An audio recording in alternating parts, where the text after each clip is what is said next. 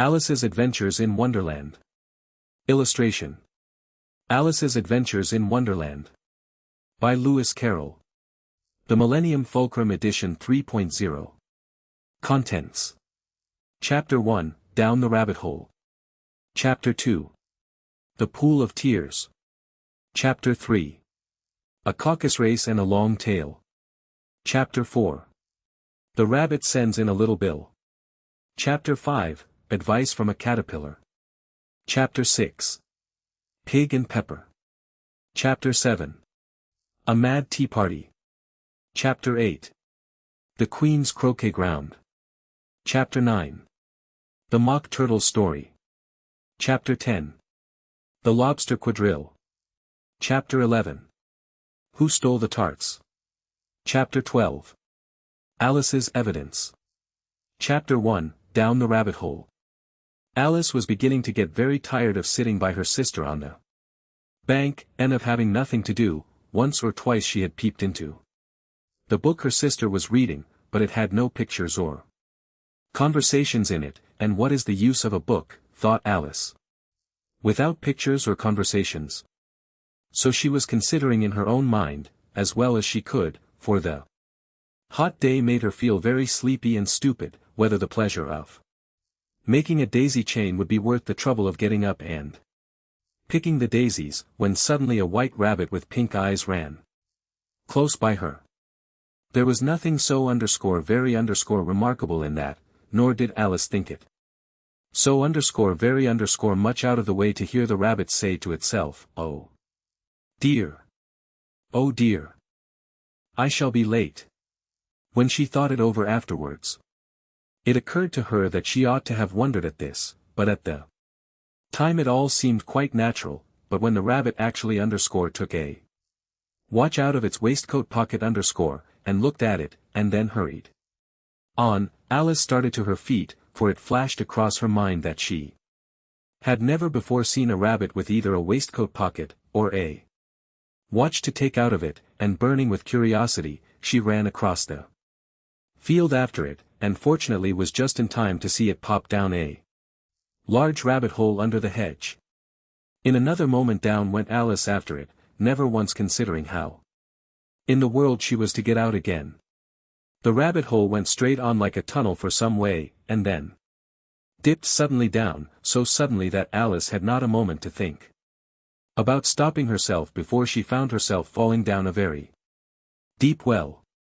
Either the well was very deep, or she fell very slowly, for she had plenty of time as she went down to look about her and to wonder what was going to happen next.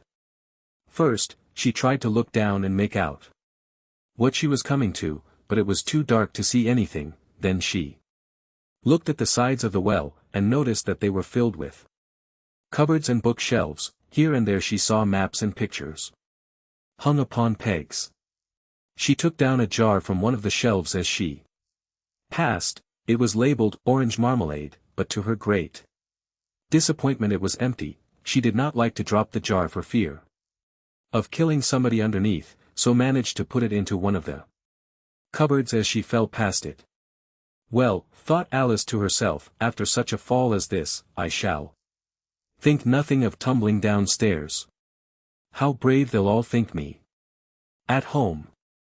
Why, I wouldn't say anything about it, even if I fell off the top of the house. Which was very likely true. Down, down, down. Would the fall never come to an end? I wonder how many miles I've fallen by this time, she said aloud. I must be getting somewhere near the center of the earth. Let me see, that would be 4,000 miles down, I think, for, you see, Alice had learnt several things of this sort in her lessons in the schoolroom, and though this was not a very good opportunity for showing off her knowledge, as there was no one to listen to her, still it was good practice to say it over. Yes, that's about the right distance, but then I wonder what latitude or longitude I've got to. Alice had no idea what latitude was, or longitude either, but thought they were nice, grand words to say. Presently she began again. I wonder if I shall fall right underscore through underscore. The earth. How funny it'll seem to come out among the people that walk with their heads downward. The antipathies, I think, she was rather glad their underscore was underscore no one listening, this time, as it didn't sound at all the right word, but I shall have to ask them what the name of the country is, you know. Please, ma'am, is this New Zealand or Australia? And she tried to curtsy as she spoke, fancy underscore curtsying underscore as you're falling through the air. Do you think you could manage it? And what? An ignorant little girl she'll think me for asking. No, it'll never do. To ask, perhaps I shall see it written up somewhere. Down, down, down. There was nothing else to do, so Alice soon began talking again. Dinah'll miss me very much tonight, I should think. Dinah was the cat. I hope they'll remember her saucer of milk at tea time. Dinah, my dear. I wish you were down here with me. There are no mice in the air, I'm afraid, but you might catch a bat, and that's very like a mouse, you know.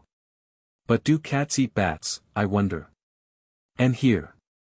Alice began to get rather sleepy, and went on saying to herself, in a dreamy sort of way, do cats eat bats? Do cats eat bats, and sometimes, do bats eat cats, for, you see, as she couldn't answer either question, it didn't much matter which way she put it. She felt that she was dozing off, and had just begun to dream that she was walking hand in hand with Dinah, and saying to her very earnestly, now, Dinah, tell me the truth, did you ever eat a bat, when suddenly, thump, thump, down she came upon a heap of sticks and dry leaves, and the fall was over. Alice was not a bit hurt, and she jumped up onto her feet in a moment. She looked up, but it was all dark overhead, before her was another long passage, and the white rabbit was still in sight, hurrying down it. There was not a moment to be lost, away went Alice like the wind. And was just in time to hear it say, as it turned a corner, oh my ears and whiskers, how late it's getting.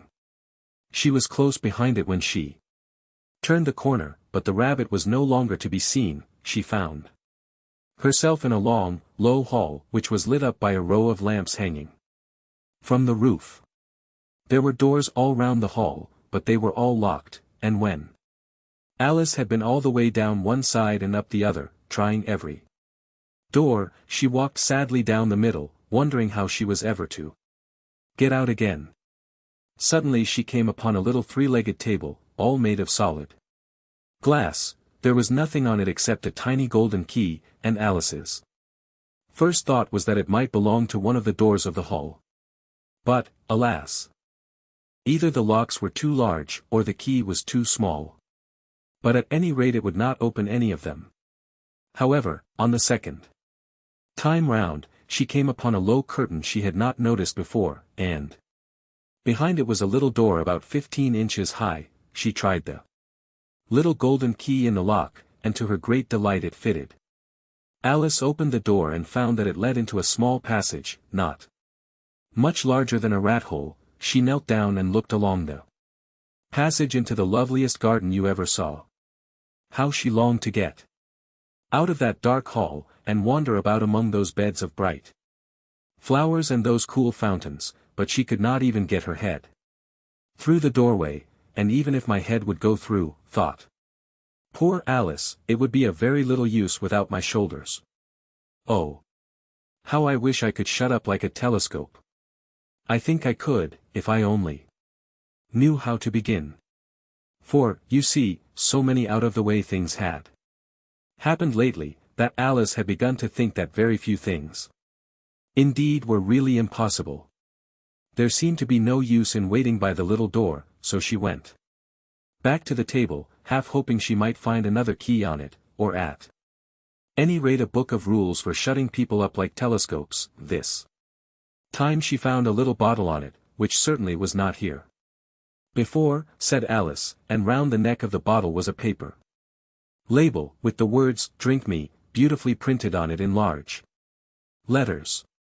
It was all very well to say, drink me, but the wise little Alice was not going to do that in a hurry. No, I'll look first, she said. And see whether it's marked _poison_ or not, for she had read several nice little histories about children who had got burnt, and eaten up by wild beasts and other unpleasant things, all because they would not remember the simple rules their friends had taught them.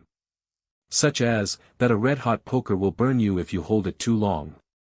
And that if you cut your finger very deeply with a knife, it usually bleeds, and she had never forgotten that, if you drink much from a bottle marked poison, it is almost certain to disagree with you sooner or later. However, this bottle was not marked poison, so Alice ventured to taste it, and finding it very nice, it had, in fact, a sort of mixed flavor of cherry tart, custard, pineapple, roast turkey, toffee, and hot buttered toast. She very soon finished it off. Asterisk asterisk asterisk asterisk asterisk asterisk asterisk. Asterisk asterisk asterisk asterisk asterisk asterisk. Asterisk asterisk asterisk asterisk asterisk asterisk asterisk. What a curious feeling, said Alice, I must be shutting up like a telescope. And so it was indeed. She was now only 10 inches high, and her face brightened up at the thought that she was now the right size for going through the little door into that lovely garden. First, however, she waited for a few minutes to see if she was going to shrink any further. She felt a little nervous about this, for it might end, you know, said Alice to herself, in my going out altogether, like a candle. I wonder what I should be like then. And she tried to fancy what the flame of a candle is like after the candle is blown out, for she could not remember ever having seen such a thing. After a while, finding that nothing more happened, she decided on going into the garden at once, but, alas for poor Alice. When she got to the door, she found she had forgotten the little golden key, and when she went back to the table for it, she found she could not possibly reach it. She could see it quite plainly through the glass, and she tried her best to climb up one of the legs of the table, but it was too slippery. And when she had tired herself out with trying, the poor little thing sat down and cried. Come, there's no use in crying like that, said Alice to herself rather sharply, I advise you to leave off this minute. She generally gave herself very good advice, though she very seldom followed it.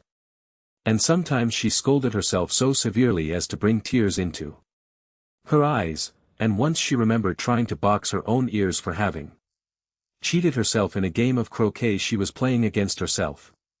For this curious child was very fond of pretending to be two people.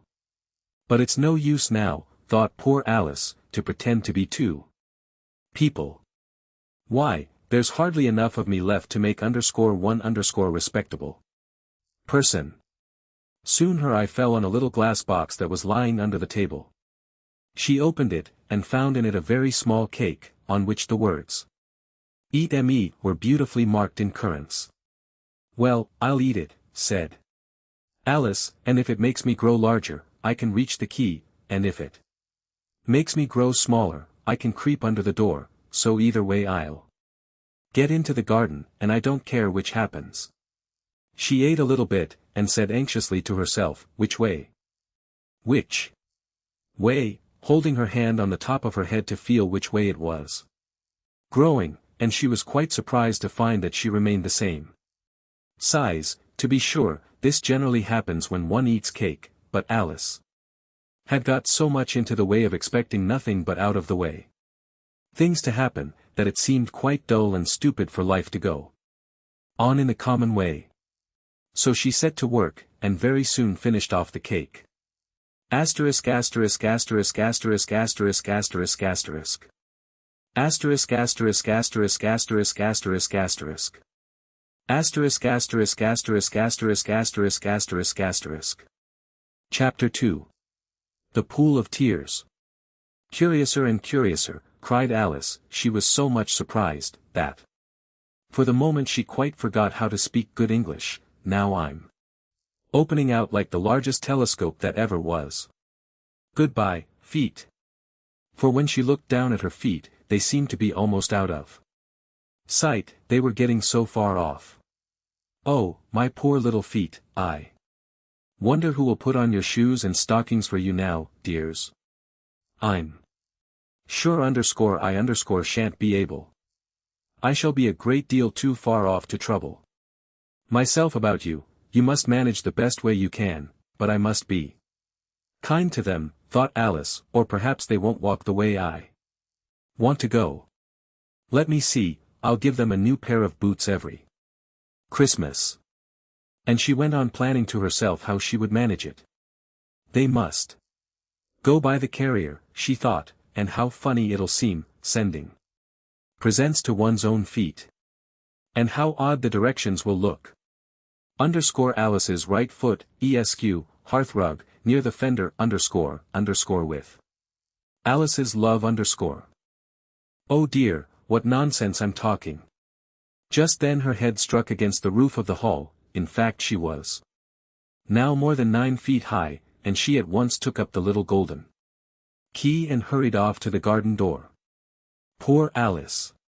It was as much as she could do, lying down on one side, to look through into the garden with one eye, but to get through was more hopeless than ever. She sat down and began to cry again. You ought to be ashamed of yourself, said Alice, a great girl like you. She might well say this, to go on crying in this way. Stop this moment, I tell you. But she went on all the same, shedding gallons of tears, until there was a large pool all round her, about 4 inches deep and reaching half down the hall. After a time she heard a little pattering of feet in the distance, and she hastily dried her eyes to see what was coming. It was the white rabbit returning, splendidly dressed, with a pair of white kid gloves in one hand and a large fan in the other. He came trotting along in a great hurry, muttering to himself as he came, oh! The Duchess. Oh! Won't she be savage if I've kept her waiting?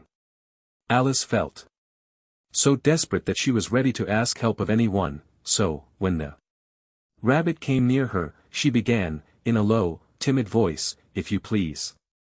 Sir, the rabbit started violently, dropped the white kid gloves and the fan, and scurried away into the darkness as hard as he could go. Alice took up the fan and gloves, and, as the hall was very hot, she kept fanning herself all the time she went on talking. Dear, dear. How queer everything is today. And yesterday things went on just as usual. I wonder if I've been changed in the night. Let me think, was I the same when I got up this morning?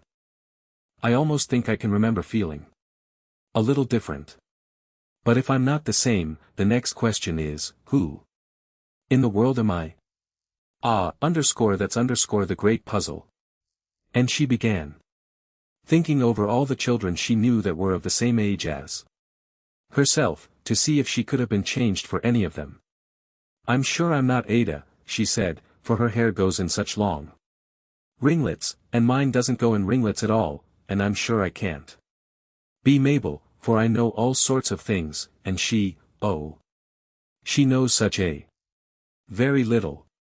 Besides, she's she, and I'm I, and, oh dear, how puzzling it all is. I'll try if I know all the things I used to know. Let me see, 4 times 5 is 12, and 4 times 6 is 13. And 4 times 7 is, oh dear. I shall never get to 20 at that rate. However, the multiplication table doesn't signify. Let's try geography. London is the capital of Paris, and Paris is the capital of Rome, and Rome, no, that's all wrong, I'm certain. I must have been changed for Mabel. I'll try and say, how doth the little underscore, and she crossed her hands on her lap as if she were saying lessons, and began to repeat it, but her voice sounded hoarse and strange, and the words did not come the same as they used to do. How doth the little crocodile improve his shining tail, and pour the waters of the Nile on every golden scale? How cheerfully he seems to grin, how neatly spread his claws, and welcome little fishes in, with gently smiling jaws. I'm sure those are not the right words, said poor Alice, and her eyes filled with tears again as she went on. I must be Mabel after all, and I shall have to go and live in that poky little house, and have next to no toys to play with, and oh, ever so many lessons to learn. No, I've made up my mind about it. If I'm Mabel, I'll stay down here. It'll be no use their putting their heads down and saying, come up again, dear. I shall only look up and say, who am I then? Tell me that first, and then, if I like being that person, I'll come up, if not, I'll stay down here till I'm somebody else. But, oh dear, cried Alice, with a sudden burst of tears, I do wish they would put their heads down. I am so very tired of being all alone here. As she said this she looked down at her hands, and was surprised to see that she had put on one of the rabbit's little white kid gloves while she was talking. How can I have done that, she thought. I must be growing small again.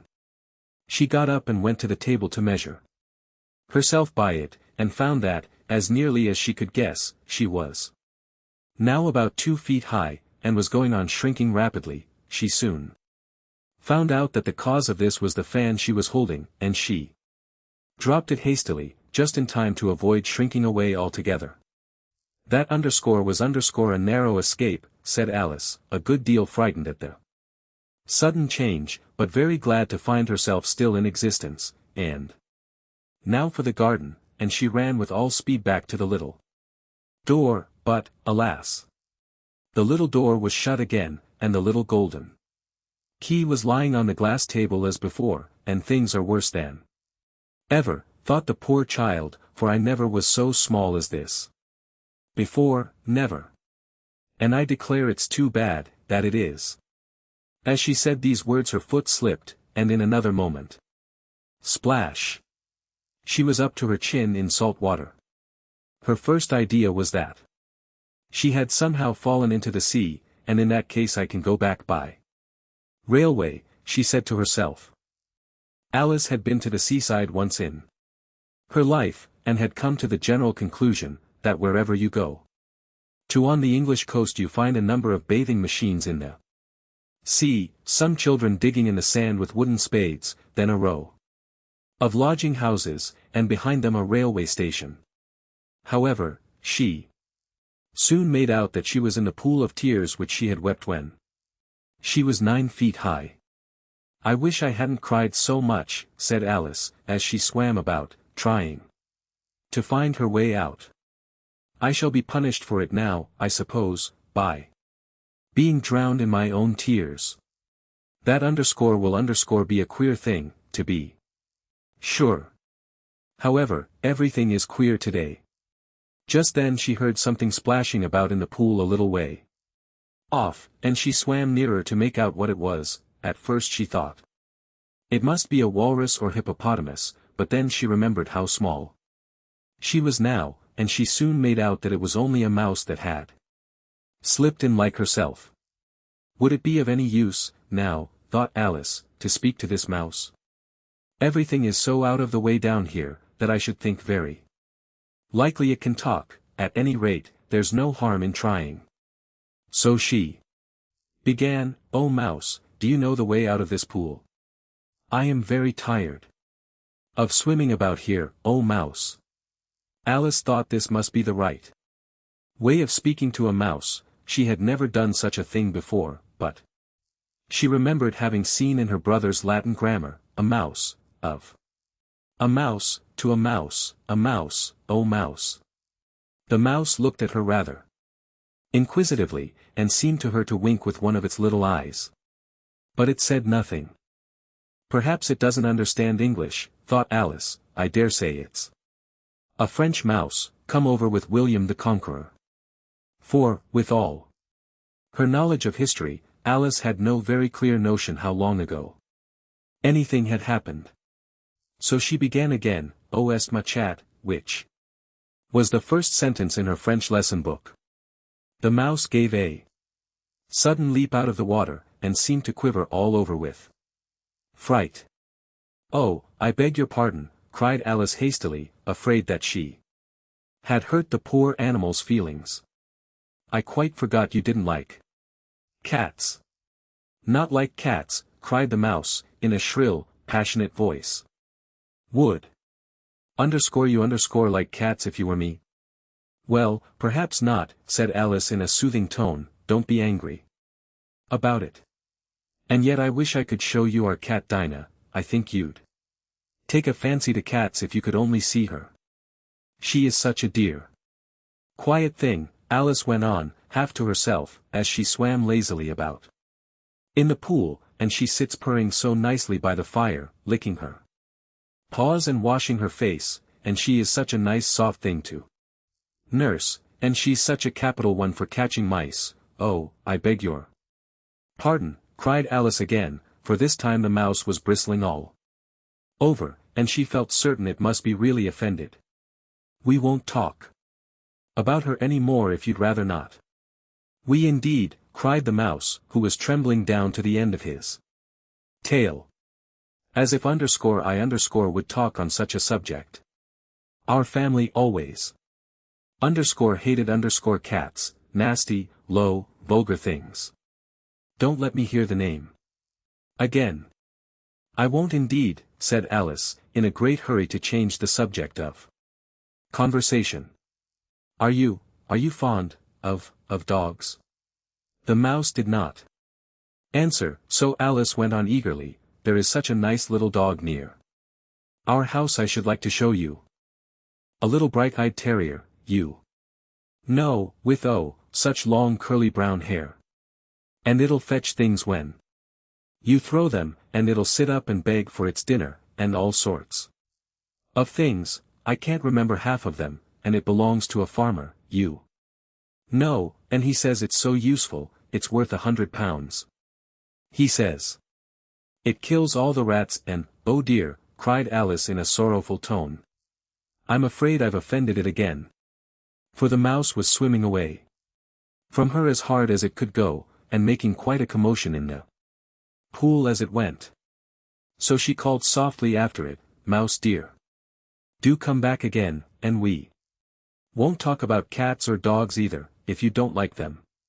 When the mouse heard this, it turned round and swam slowly back to her. Its face was quite pale, with passion, Alice thought, and it said in a low, trembling voice, "Let us get to the shore, and then I'll tell you my history, and you'll understand why it is I hate cats and dogs." It was high time to go, for the pool was getting quite crowded with the birds and animals that had fallen into it. There were a duck and a dodo, a lory and an eaglet, and several other curious creatures. Alice led the way, and the whole party swam to the shore. Chapter 3. A caucus race and a long tail. They were indeed a queer-looking party that assembled on the bank, the birds with draggled feathers, the animals with their fur clinging close to them, and all dripping wet, cross, and uncomfortable. The first question of course was, how to get dry again. They had a consultation about this, and after a few minutes it seemed quite natural to Alice to find herself talking familiarly with them, as if she had known them all her life. Indeed, she had quite a long argument with the lory, who at last turned sulky, and would only say, "I am older than you, and must know better," and this Alice would not allow, without knowing how old it was, and, as the lory positively refused to tell its age, there was no more to be said. At last the mouse, who seemed to be a person of authority among them, called out, "Sit down, all of you, and listen to me. I'll soon make you dry enough." They all sat down at once, in a large ring, with the mouse in the middle. Alice kept her eyes anxiously fixed on it, for she felt sure she would catch a bad cold if she did not get dry very soon. Ahem, said the mouse with an important air, are you all ready? This is the driest thing I know. Silence all round, if you please. William, the conqueror, whose cause was favored by the Pope, was soon submitted to by the English, who wanted leaders, and had been of late much accustomed to usurpation and conquest. Edwin and Morcar, the Earls of Mercia and Northumbria. Ugh, said the Lory, with a shiver. I beg your pardon, said the mouse, frowning, but very politely, did you speak? Not I, said the Lory hastily. I thought you did, said the mouse. I proceed. Edwin and Morcar, the Earls of Mercia and Northumbria, declared for him, and even Stigand, the patriotic Archbishop of Canterbury, found it advisable. Found underscore what underscore, said the duck. Found underscore it underscore, the mouse replied rather crossly, of course you know what it means. I know what it means well enough, when underscore I underscore find a thing, said the duck, it's generally a frog or a worm. The question is, what did the Archbishop find? The mouse did not notice this question, but hurriedly went on, found it advisable to go with Edgar Atheling to meet William and offer him the crown. William's conduct at first was moderate. But the insolence of his Normans, how are you getting on now, my dear, it continued, turning to Alice as it spoke. As wet as ever, said Alice in a melancholy tone, it doesn't seem to dry me at all. In that case, said the dodo solemnly, rising to its feet, I move that the meeting adjourn, for the immediate adoption of more energetic remedies. Speak English, said the eaglet. I don't know the meaning of half those long words, and, what's more, I don't believe you do either. And the eaglet bent down its head to hide a smile. Some of the other birds tittered audibly. What I was going to say, said the dodo in an offended tone, was that the best thing to get us dry would be a caucus race. What underscore is underscore a caucus race, said Alice, not that she wanted much to know, but the dodo had paused as if it thought that underscore somebody underscore ought to speak, and no one else seemed inclined to say anything. Why, said the dodo, the best way to explain it is to do it. And as you might like to try the thing yourself, some winter day, I will tell you how the dodo managed it. First it marked out a racecourse, in a sort of circle, the exact shape doesn't matter, it said, and then all the party were placed along the course, here and there. There was no 1, 2, 3, and away, but they began running when they liked, and left off when they liked, so that it was not easy to know when the race was over. However, when they had been running half an hour or so, and were quite dry again, the dodo suddenly called out, the race is over, and they all crowded round it, panting, and asking, but who has won? This question the dodo could not answer without a great deal of thought, and it sat for a long time with one finger pressed upon its forehead, the position in which you usually see Shakespeare, in the pictures of him, while the rest waited in silence. At last the dodo said, underscore everybody underscore has won, and all must have prizes. But who is to give the prizes? Quite a chorus of voices asked. Why, underscore she underscore, of course, said the dodo, pointing to Alice with one finger, and the whole party at once crowded round her, calling out in a confused way, prizes. Prizes. Alice had no idea what to do, and in despair she put her hand in her pocket, and pulled out a box of comfits. Luckily the salt water had not got into it, and handed them round as prizes. There was exactly 1 apiece, all round. But she must have a prize herself, you know, said the mouse. Of course, the dodo replied very gravely. What else have you got in your pocket? He went on, turning to Alice. Only a thimble, said Alice sadly. Hand it over here, said the dodo. Then they all crowded round her once more, while the dodo solemnly presented the thimble, saying, we beg your acceptance of this elegant thimble, and, when it had finished this short speech, they all cheered. Alice thought the whole thing very absurd, but they all looked so grave that she did not dare to laugh, and, as she could not think of anything to say, she simply bowed, and took the thimble, looking as solemn as she could. The next thing was to eat the comfits. This caused some noise and confusion, as the large birds complained that they could not taste theirs, and the small ones choked and had to be patted on the back. However, it was over at last, and they sat down again in a ring, and begged the mouse to tell them something more. "You promised to tell me your history, you know," said Alice, "and why it is you hate C and D," she added in a whisper, half afraid that it would be offended again. "Mine is a long and a sad tale," said the mouse, turning to Alice, and sighing. "It is a long tale, certainly," said Alice, looking down with wonder at the mouse's tail, "but why do you call it sad?" And she kept on puzzling about it while the mouse was speaking, so that her idea of the tale was something like this.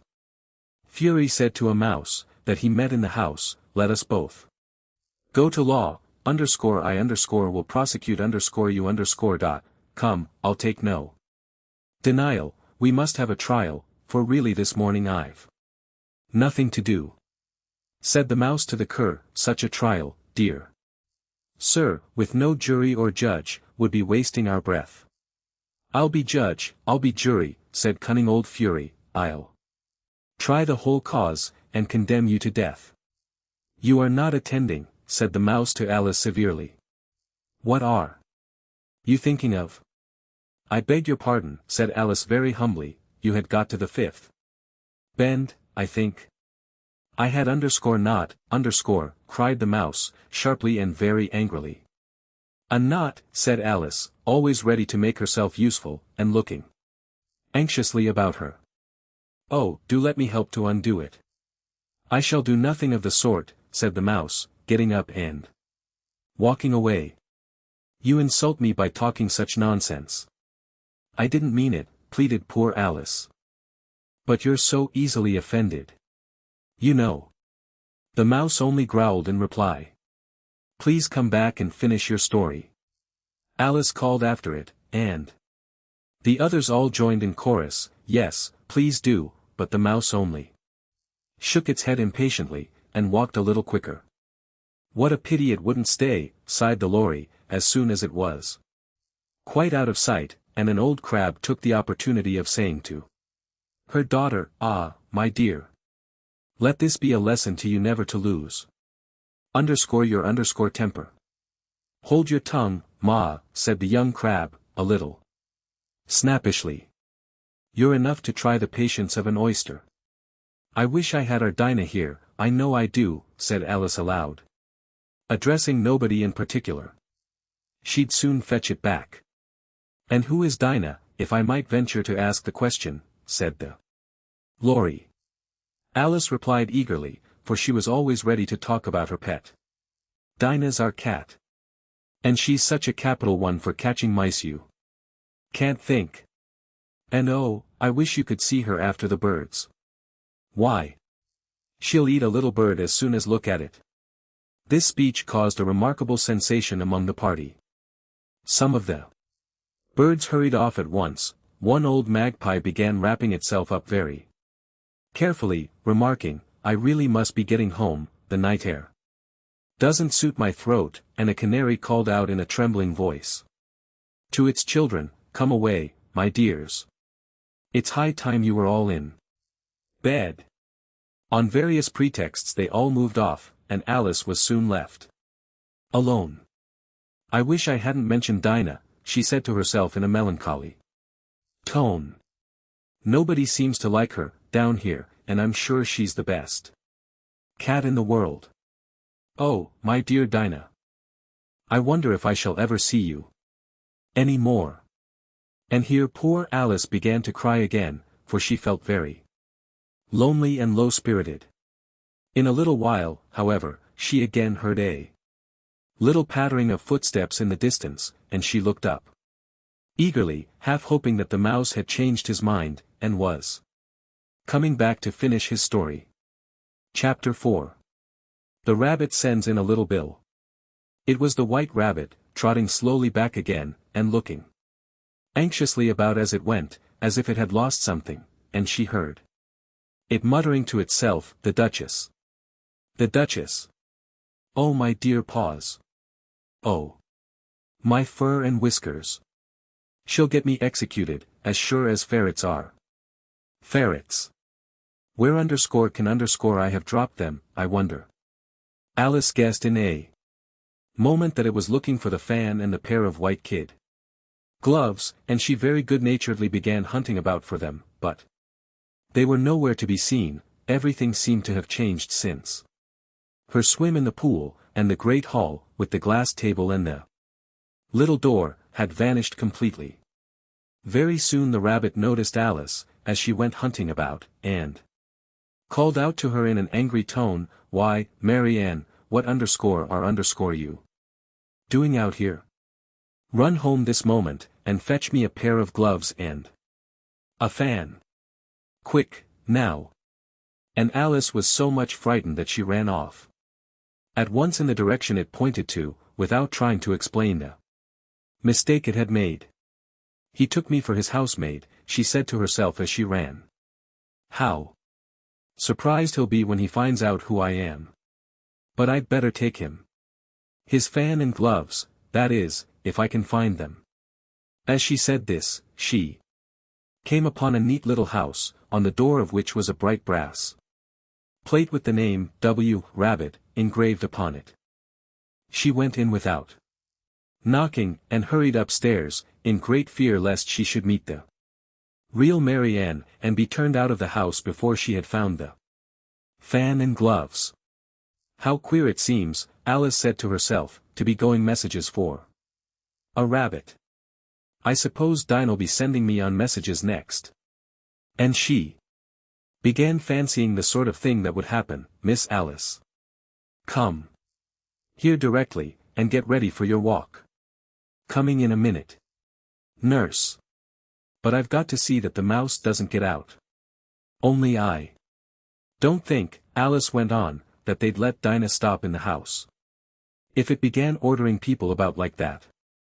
By this time she had found her way into a tidy little room with a table in the window, and on it, as she had hoped, a fan and 2 or 3 pairs of tiny white kid gloves. She took up the fan and a pair of the gloves, and was just going to leave the room, when her eye fell upon a little bottle that stood near the looking-glass. There was no label this time with the words, "Drink me," but nevertheless she uncorked it and put it to her lips. "I know something interesting is sure to happen," she said to herself, "whenever I eat or drink anything, so I'll just see what this bottle does. I do hope it'll make me grow large again, for really I'm quite tired of being such a tiny little thing." It did so indeed, and much sooner than she had expected. Before she had drunk half the bottle, she found her head pressing against the ceiling, and had to stoop to save her neck from being broken. She hastily put down the bottle, saying to herself, "That's quite enough, I hope I shan't grow any more. As it is, I can't get out at the door. I do wish I hadn't drunk quite so much." Alas! It was too late to wish that. She went on growing, and very soon had to kneel down on the floor. In another minute there was not even room for this, and she tried the effect of lying down with one elbow against the door, and the other arm curled round her head.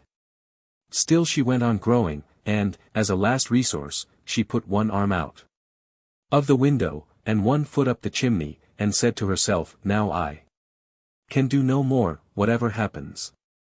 What will become of me?" Luckily for Alice, the little magic bottle had now had its full effect. And she grew no larger. Still it was very uncomfortable, and, as there seemed to be no sort of chance of her ever getting out of the room again, no wonder she felt unhappy. It was much pleasanter at home, thought poor Alice, when one wasn't always growing larger and smaller, and being ordered about by mice and Rabbits. I almost wish I hadn't gone down that rabbit hole, and yet, it's rather curious, this sort of life. I do wonder what can have happened to me.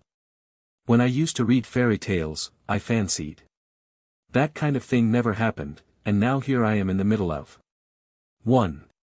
There ought to be a book written about me, that there ought. And when I grow up, I'll write one, but I'm grown up now, she added in a sorrowful tone, at least there's no room to grow up any more here. But then, thought Alice, shall I never get any older than I am? Now. That'll be a comfort, one way, never to be an old woman, but then, always to have lessons to learn. Oh, I shouldn't like that. Oh, you foolish Alice, she answered herself. How can you learn lessons in here? Why, there's hardly room for you, and no room at all for any lesson books. And so she went on, taking first one side and then the other, and making quite a conversation of it altogether, but after a few minutes she heard a voice outside, and stopped to listen. Mary Ann.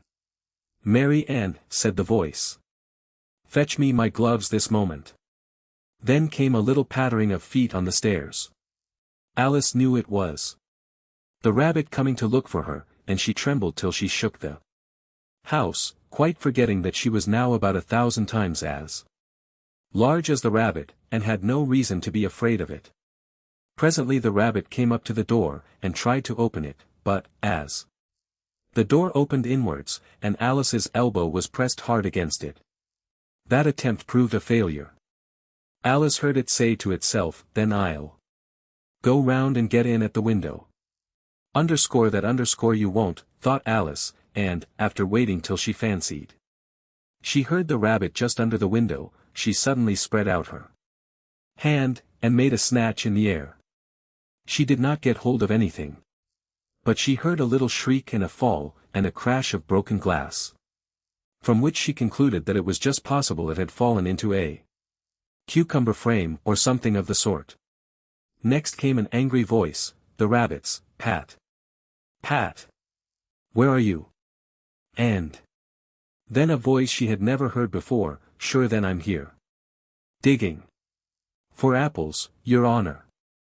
Digging for apples, indeed, said the rabbit angrily. Here. Come and help me out of this, sounds of more broken glass. Now tell me, Pat, what's that in the window? Sure, it's an arm, your honor. He pronounced it arum. An arm, you goose. Who ever saw one that size? Why, it fills the whole window. Sure, it does, your honor, but it's an arm for all that. Well, it's got no business there, at any rate, go and take it away. There was a long silence after this, and Alice could only hear whispers now and then, such as, sure, I don't like it, your honor, at all. Do as I tell you, you coward, and at last she spread out her hand again, and made another snatch in the air. This time there were two little shrieks, and more sounds of broken glass. What a number of cucumber frames there must be, thought Alice. I wonder what they'll do next. As for pulling me out of the window, I only wish they could, I'm sure I don't want to stay in here any longer. She waited for some time without hearing anything more, at last came a rumbling of little cartwheels, and the sound of a good many voices all talking together. She made out the words, where's the other ladder? Why, I hadn't to bring but one, Bill's got the other, Bill. Fetch it here, lad, here, put M up at this corner, no, tie M together first, they don't reach half high enough yet, oh. They'll do well enough, don't be particular, here, Bill. Catch hold of this rope, will the roof bear, mind that loose slate, oh, it's coming down. Heads below. A loud crash, now, who did that? It was Bill, I fancy, who's to go down the chimney? Nay, underscore I underscore shan't. Underscore you underscore do. It, underscore that underscore I won't, then, Bill's to go down, here, Bill. The master says. You're to go down the chimney. Oh. So Bill's got to come down the chimney, has he? Said Alice to herself. Shy, they seem to put everything upon Bill. I wouldn't be in Bill's place for a good deal. This fireplace is narrow, to be sure, but I underscore think underscore I can kick a little. She drew her foot as far down the chimney as she could, and waited till she heard a little animal, she couldn't guess of what sort it was, scratching and scrambling about in the chimney close above her. Then, saying to herself, "This is Bill," she gave one sharp kick, and waited to see what would happen next. The first thing she heard was a general chorus of, "There goes Bill."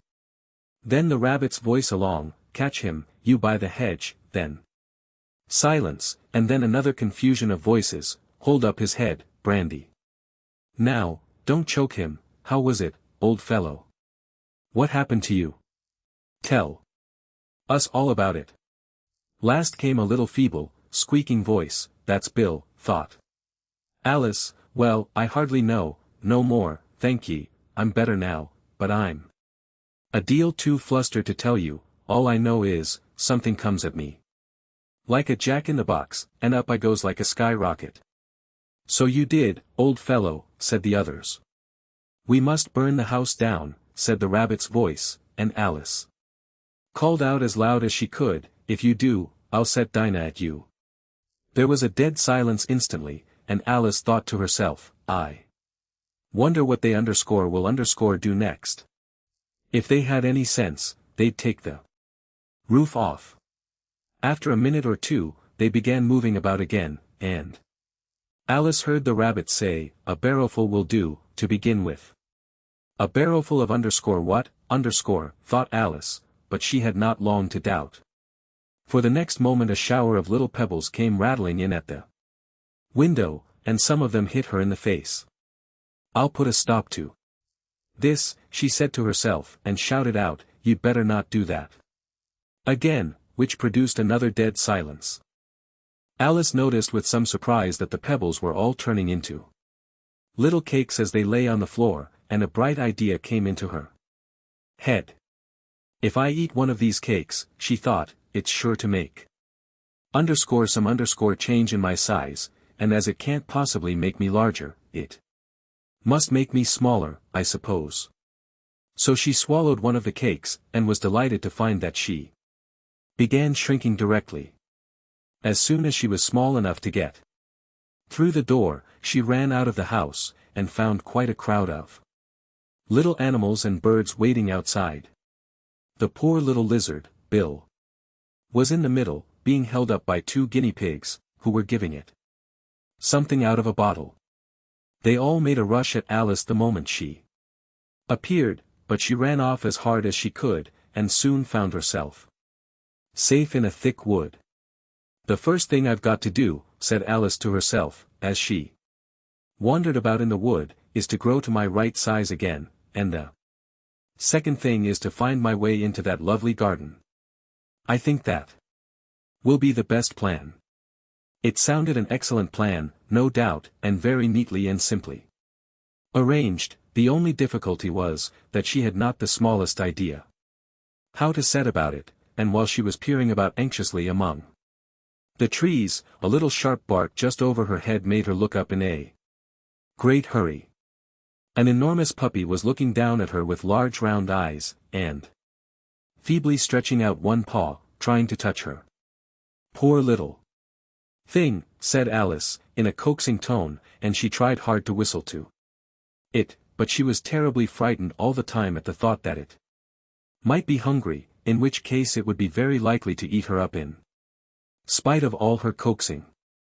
Hardly knowing what she did, she picked up a little bit of stick, and held it out to the puppy, whereupon the puppy jumped into the air off all its feet at once, with a yelp of delight, and rushed at the stick, and made believe to worry it. Then Alice dodged behind a great thistle to keep herself from being run over, and the moment she appeared on the Other side, the puppy made another rush at the stick, and tumbled head over heels in its hurry to get hold of it. Then Alice, thinking it was very like having a game of play with a cart horse, and expecting every moment to be trampled under its feet, ran round the thistle again. Then the puppy began a series of short charges at the stick, running a very little way forwards each time and a long way back, and barking hoarsely all the while, till at last it sat down a good way off, panting, with its tongue hanging out of its mouth, and its great eyes half shut. This seemed to Alice a good opportunity for making her escape, so she set off at once, and ran till she was quite tired and out of breath, until the puppy's bark sounded quite faint in the distance. "And yet what a dear little puppy it was," said Alice, as she leant against a buttercup to rest herself, and fanned herself with one of the leaves. "Should have liked teaching it tricks very much, if I'd only been the right size to do it. Oh dear! I'd nearly forgotten that. I've got to grow up again. Let me see, how is it to be managed? I suppose I ought to eat or drink something or other, but the great question is, what?" The great question certainly was, what? Alice looked all round her at the flowers and the blades of grass, but she did not see anything that looked like the right thing to eat or drink under the circumstances. There was a large mushroom growing near her, about the same height as herself, and when she had looked under it, and on both sides of it, and behind it, it occurred to her that she might as well look and see what was on the top of it. She stretched herself up on tiptoe, and peeped over the edge of the mushroom, and her eyes immediately met those of a large blue caterpillar, that was sitting on the top with its arms folded, quietly smoking a long hookah, and taking not the smallest notice of her or of anything else. Chapter 5, Advice from a Caterpillar. The caterpillar and Alice looked at each other for some time in silence. At last the caterpillar took the hookah out of its mouth, and addressed her in a languid, sleepy voice. "Who are you, said the caterpillar. This was not an encouraging opening for a conversation. Alice replied rather shyly, I hardly know, sir, just at present. At least I know who I was when I got up this morning, but I think I must have been changed several times since then." "What do you mean by that?" said the caterpillar sternly. "Explain yourself." "I can't explain myself I'm afraid, sir," said Alice, "because I'm not myself, you see." "I don't see," said the caterpillar. "I'm afraid I can't put it more clearly," Alice replied very politely. "For I can't understand it myself to begin with, and being so many different sizes in a day is very confusing." "It isn't," said the caterpillar. "Well, perhaps you haven't found it so yet," said Alice, "but when you have to turn into a chrysalis, you will some day, you know, and then after that into a butterfly, I should think you'll feel it a little queer, won't you?" "Not a bit," said the caterpillar. "Well, perhaps your feelings may be different," said Alice. "All I know is, it would feel very queer to me. "You," said the caterpillar contemptuously. "Who are you, Which brought them back again to the beginning of the conversation. Alice felt a little irritated at the caterpillars making such very short remarks, and she drew herself up and said, very gravely, "I think you ought to tell me who you are, first." "Why?" said the caterpillar. Here was another puzzling question, and as Alice could not think of any good reason, and as the caterpillar seemed to be in a very unpleasant state of mind, she turned away. "Come back," the caterpillar called after her. "I've something important to say." This sounded promising, certainly. Alice turned and came back again. "Keep your temper," said the caterpillar. "Is that all?" said Alice, swallowing down her anger as well as she could. "No," said the caterpillar. Alice thought she might as well wait, as she had nothing else to do. And perhaps after all it might tell her something worth hearing. 4. Some minutes it puffed away without speaking, but at last it unfolded its arms, took the hookah out of its mouth again, and said, "So you think you're changed, do you?" "I'm afraid I am, sir," said Alice. "I can't remember things as I used, and I don't keep the same size for 10 minutes together." "Can't remember what things," said the caterpillar. "Well, I've tried to say, how doth the little busy bee, but it all came different." Alice replied in a very melancholy voice. "Repeat, you are old, Father William said the caterpillar. Alice folded her hands, and began. "You are old, Father William," the young man said. "And your hair has become very white. And yet you incessantly stand on your head. Do you think, at your age, it is right?" "In my youth," Father William replied to his son, "I feared it might injure the brain. But, now that I'm perfectly sure I have none, why, I do it again and again." "You are old," said the youth, "as I mentioned before. And have grown most uncommonly fat. Yet you turned a back somersault in at the door. Pray, what is the reason of that?" "In my youth," said the sage, as he shook his grey locks, "I kept all my limbs very supple. By the use of this ointment, 1 shilling the box. Allow me to sell you a couple." "You are old," said the youth, "and your jaws are too weak for anything tougher than suet. Yet you finished the goose, with the bones and the beak. Pray, how did you manage to do it?" "In my youth," said his father, "I took to the law, and argued each case with my wife. And the muscular strength, which it gave to my jaw, has lasted the rest of my life." "You are old," said the youth, "one would hardly suppose that your eye was as steady as ever. Yet you balanced an eel on the end of your nose. What made you so awfully clever?" "I have answered 3 questions, and that is enough," said his father. "Don't give yourself airs. Do you think I can listen all day to such stuff? Be off, or I'll kick you downstairs." "That is not said right," said the caterpillar. "Not quite right, I'm afraid," said Alice, timidly. "Some of the words have got altered." "It is wrong from beginning to end," said the caterpillar decidedly. And there was silence for some minutes. The caterpillar was the first to speak. "What size do you want to be?" it asked. "Oh, I'm not particular as to size," Alice hastily replied, "only one doesn't like changing so often, you know." "I don't know," said the caterpillar. Alice said nothing. She had never been so much contradicted in her life before, and she felt that she was losing her temper. "Are you content now?" said the caterpillar.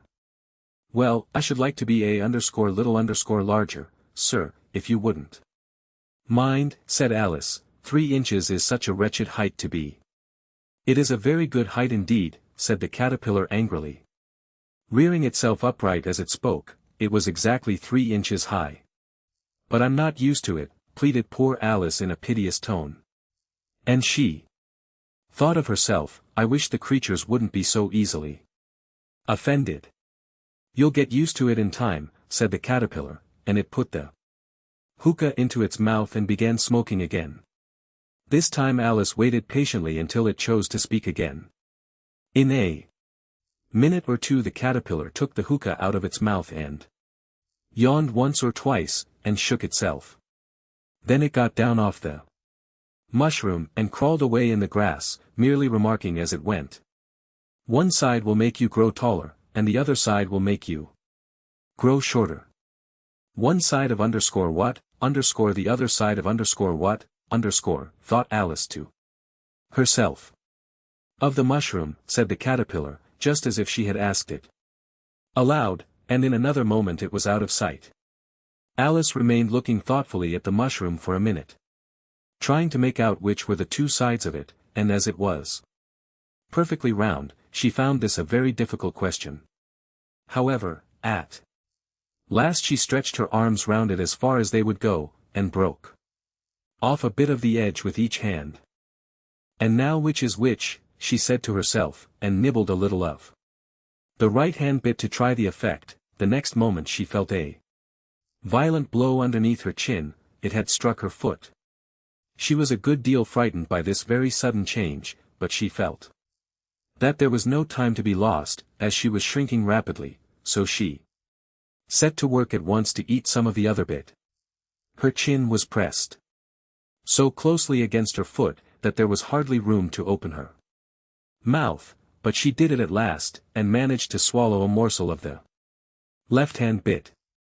Asterisk asterisk asterisk asterisk asterisk asterisk asterisk. Asterisk asterisk asterisk asterisk asterisk asterisk. Asterisk asterisk asterisk asterisk asterisk asterisk asterisk. Come, my head's free at last, said Alice in a tone of delight, which changed into alarm in another moment, when she found that her shoulders were nowhere to be found. All she could see, when she looked down, was an immense length of neck, which seemed to rise like a stalk out of a sea of green leaves that lay far below her. What underscore can underscore all that green stuff be, said Alice. And where underscore have underscore my shoulders got to? And oh, my poor hands, how is it I can't see you? She was moving them about as she spoke, but no result seemed to follow, except a little shaking among the distant green leaves. As there seemed to be no chance of getting her hands up to her head, she tried to get her head down to them, and was delighted to find that her neck would bend about easily in any direction, like a serpent. She had just succeeded in curving it down into a graceful zigzag, and was going to dive in among the leaves, which she found to be nothing but the tops of the trees under which she had been wandering, when a sharp hiss made her draw back in a hurry. A large pigeon had flown into her face, and was beating her violently with its wings. Serpent, screamed the pigeon. I'm underscore not underscore a serpent, said Alice indignantly. Let me alone. Serpent, I say again, repeated the pigeon, but in a more subdued tone, and added with a kind of sob, I've tried every way, and nothing seems to suit them. I haven't the least idea what you're talking about, said Alice. I've tried the roots of trees, and I've tried banks, and I've tried hedges, the pigeon went on, without attending to her, but those serpents. There's no pleasing them. Alice was more and more puzzled, but she thought there was no use in saying anything more till the pigeon had finished. As if it wasn't trouble enough hatching the eggs, said the pigeon. But I must be on the lookout for serpents night and day. Why, I haven't had a wink of sleep these 3 weeks. I'm very sorry you've been annoyed, said Alice, who was beginning to see its meaning. And just as I'd taken the highest tree in the wood, continued the pigeon, raising its voice to a shriek, and just as I was thinking I should be free of them at last, they must needs come wriggling down from the sky. Ugh, serpent. But I'm underscore not underscore a serpent, I tell you, said Alice. I'm a, well. Underscore what underscore are you, said the pigeon. I can see you're trying to invent something.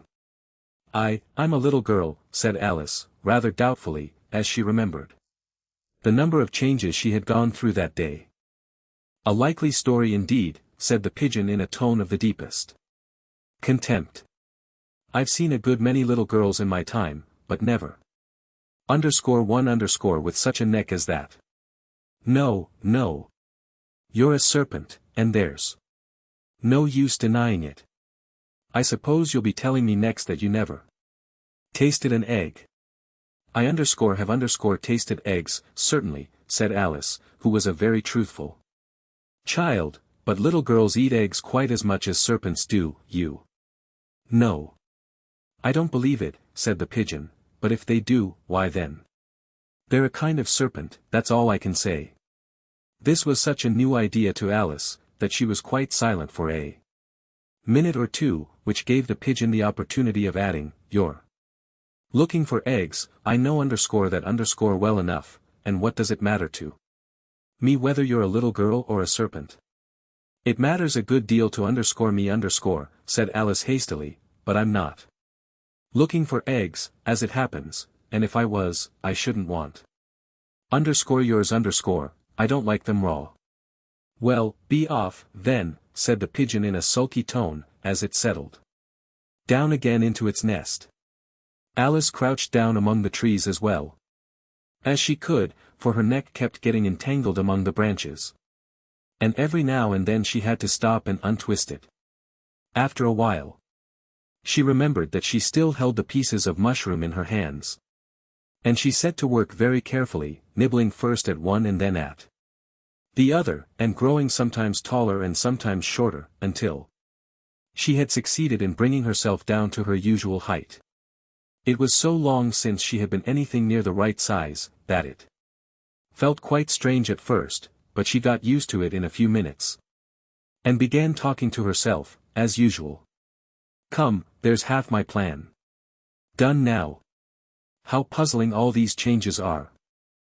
I'm never sure what I'm going to be, from one minute to another. However, I've got back to my right size. The next thing is, to get into that beautiful garden. How is that to be done, I wonder? As she said this, she came suddenly upon an open place, with a little house in it about 4 feet high. Whoever lives there, thought Alice, it'll never do to come upon them. This size, why, I should frighten them out of their wits. So she began nibbling at the right-hand bit again, and did not venture to go near the house till she had brought herself down to 9 inches high. Chapter 6. Pig and Pepper. For a minute or two she stood looking at the house, and wondering what to do next, when suddenly a footman in livery came running out of the wood. She considered him to be a footman because he was in livery. Otherwise, judging by his face only, she would have called him a fish, and rapped loudly at the door with his knuckles. It was opened by another footman in livery, with a round face, and large eyes like a frog, and both footmen, Alice noticed, had powdered hair that curled all over their heads. She felt very curious to know what it was all about, and crept a little way out of the wood to listen. The fish footman began by producing from under his arm a great letter, nearly as large as himself, and this he handed over to the other, saying, in a solemn tone, for the Duchess. An invitation from the Queen to play croquet. The frog footman repeated, in the same solemn tone, only changing the order of the words a little, from the Queen. An invitation for the Duchess to play croquet. Then they both bowed low, and their curls got entangled together. Alice laughed so much at this, that she had to run back into the wood, for fear of their hearing her, and when she next peeped out the fish footman was gone, and the other was sitting on the ground near the door, staring stupidly up into the sky. Alice went timidly up to the door, and knocked. There's no sort of use in knocking, said the footman, and that for 2 reasons. First, because I'm on the same side of the door as you are. Secondly, because they're making such a noise inside, no one could possibly hear you. And certainly there was a most extraordinary noise going on within, a constant howling and sneezing, and every now and then a great crash, as if a dish or kettle had been broken to pieces. Please, then, said Alice, how am I to get in? There might be some sense in your knocking, the footman went on, without attending to her, if we had the door between us. For instance, if you were inside, you might knock, and I could let you out, you know. He was looking up into the sky all the time he was speaking, and this Alice thought decidedly uncivil. But perhaps he can't help it, she said to herself. His eyes are so very nearly at the top of his head. But at any rate he might answer questions. How am I to get in? She repeated, aloud. I shall sit here, the footman remarked, till tomorrow. At this moment the door of the house opened, and a large plate came skimming out, straight at the footman's head. It just grazed his nose, and broke to pieces against one of the trees behind him. Or next day, maybe, the footman continued in the same tone, exactly as if nothing had happened. How am I to get in? Asked Alice again, in a louder tone. Underscore or underscore you to get in at all, said the footman. That's the first question, you know. It was, no doubt, only Alice did not like to be told so. It's really dreadful, she muttered to herself, the way all the creatures argue. It's enough to drive one crazy. The footman seemed to think this a good opportunity for repeating his remark, with variations. I shall sit here, he said, on and off, for days and days. But what am underscore I underscore to do, said Alice. Anything you like, said the footman, and began whistling. Oh, there's no use in talking to him, said Alice desperately, he's perfectly idiotic. And she opened the door and went in. The door led right into a large kitchen, which was full of smoke from one end to the other. The Duchess was sitting on a three-legged stool. In the middle, nursing a baby, the cook was leaning over the fire, stirring a large cauldron which seemed to be full of soup. There's certainly too much pepper in that soup, Alice said to herself, as well as she could for sneezing. There was certainly too much of it in the air. Even the Duchess sneezed occasionally, and as for the baby, it was sneezing and howling alternately without a moment's pause. The only things in the kitchen that did not sneeze were the cook and a large cat which was sitting on the hearth and grinning from ear to ear. Please would you tell me, said Alice, a little timidly, for she was not quite sure whether it was good manners for her to speak first, why your cat grins like that? It's a Cheshire cat, said the Duchess, and that's why. Pig. She said the last word with such sudden violence that Alice quite jumped, but she saw in another moment that it was addressed to the baby, and not to her, so she took courage, and went on again. I didn't know that Cheshire cats always grinned, in fact, I didn't know that cats underscore could underscore grin. They all can, said the Duchess, and most of them do. I don't know of any that do, Alice said very politely, feeling quite pleased to have got into a conversation. You don't know much, said the Duchess, and that's a fact. Alice did not at all like the tone of this remark, and thought it would be as well to introduce some other subject of conversation. While she was trying to fix on one, the cook took the cauldron of soup off the fire, and at once set to work throwing everything within her reach at the Duchess and the baby. The fire irons came first, then followed a shower of saucepans, plates, and dishes. The Duchess took no notice of them even when they hit her, and the baby was howling so much already that it was quite impossible to say whether the blows hurt it or not. Oh, underscore please underscore mind what you're doing, cried Alice, jumping up and down in an agony of terror. Oh, there goes his underscore precious underscore nose, as an unusually large saucepan flew close by it, and very nearly carried it off. If everybody minded their own business, the Duchess said in a hoarse growl, the world would go round a deal faster than it does. Which would underscore not underscore be an advantage, said Alice, who felt very glad to get an opportunity of showing off a little of her knowledge. Just think of what work it would make with the day and night. You see the Earth takes 24 hours to turn round on its axis. Talking of axes, said the Duchess, chop off her head. Alice glanced rather anxiously at the cook, to see if she meant to take the hint, but the cook was busily stirring the soup, and seemed not to be listening, so she went on again, 24 hours, I underscore think underscore, or is it 12? Oh, don't bother underscore me underscore, said the Duchess, I never could abide figures. And with that she began nursing her child again, singing a sort of lullaby to it as she did so, and giving it a violent shake at the end of every line. Speak roughly to your little boy. And beat him when he sneezes. He only does it to annoy. Because he knows it teases. Chorus. In which the cook and the baby joined. Wow! Wow! Wow! While the Duchess sang the second verse of the song, she kept tossing the baby violently up and down, and the poor little thing howled so That Alice could hardly hear the words. I speak severely to my boy. I beat him when he sneezes. For he can thoroughly enjoy the pepper when he pleases. Chorus. Wow. Wow. Wow. Here. You may nurse it a bit, if you like, the Duchess said to Alice, flinging the baby at her as she spoke. I must go and get ready to play croquet with the Queen, and she hurried out of the room. The cook threw a frying pan after her as she went out, but it just missed her. Alice caught the baby with some difficulty, as it was a queer-shaped little creature, and held out its arms and legs in all directions. Just like a starfish, thought Alice.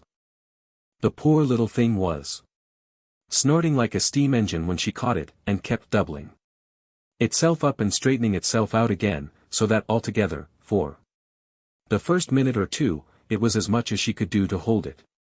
As soon as she had made out the proper way of nursing it, which was to twist it up into a sort of knot, and then keep tight hold of its right ear and left foot, so as to prevent its undoing itself, she carried it out into the open air.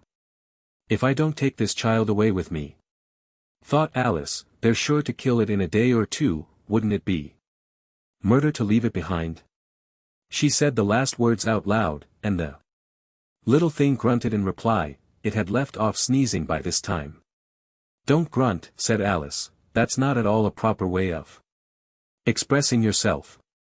The baby grunted again, and Alice looked very anxiously into its face to see what was the matter with it. There could be no doubt that it had a turn-up nose, much more like a snout than a real nose, also. Its eyes were getting extremely small for a baby, altogether Alice did not like the look of the thing at all. But perhaps it was only sobbing, she thought, and looked into its eyes again, to see if there were any tears. No, there were no tears. If you're going to turn into a pig, my dear, said Alice, seriously, I'll have nothing more to do with you. Mind. Now. The poor little thing sobbed again, or grunted, it was impossible to say which, and they went on for some while in silence. Alice was just beginning to think to herself, now, what am I to do with this creature when I get it home, when it grunted again, so violently, that she looked down into its face in some alarm. This time there could be no mistake about it, it was neither more nor less than a pig, and she felt that it would be quite absurd for her to carry it further. So she set the little creature down, and felt quite relieved to see it trot away quietly into the wood. If it had grown up, she said to herself, it would have made a dreadfully ugly child, but it makes rather a handsome pig, I think. And she began thinking over other children she knew, who might do very well as pigs, and was just saying to herself, if one only knew the right way to change them, when she was a little startled by seeing the Cheshire Cat sitting on a bough of a tree a few yards off. The cat only grinned when it saw Alice.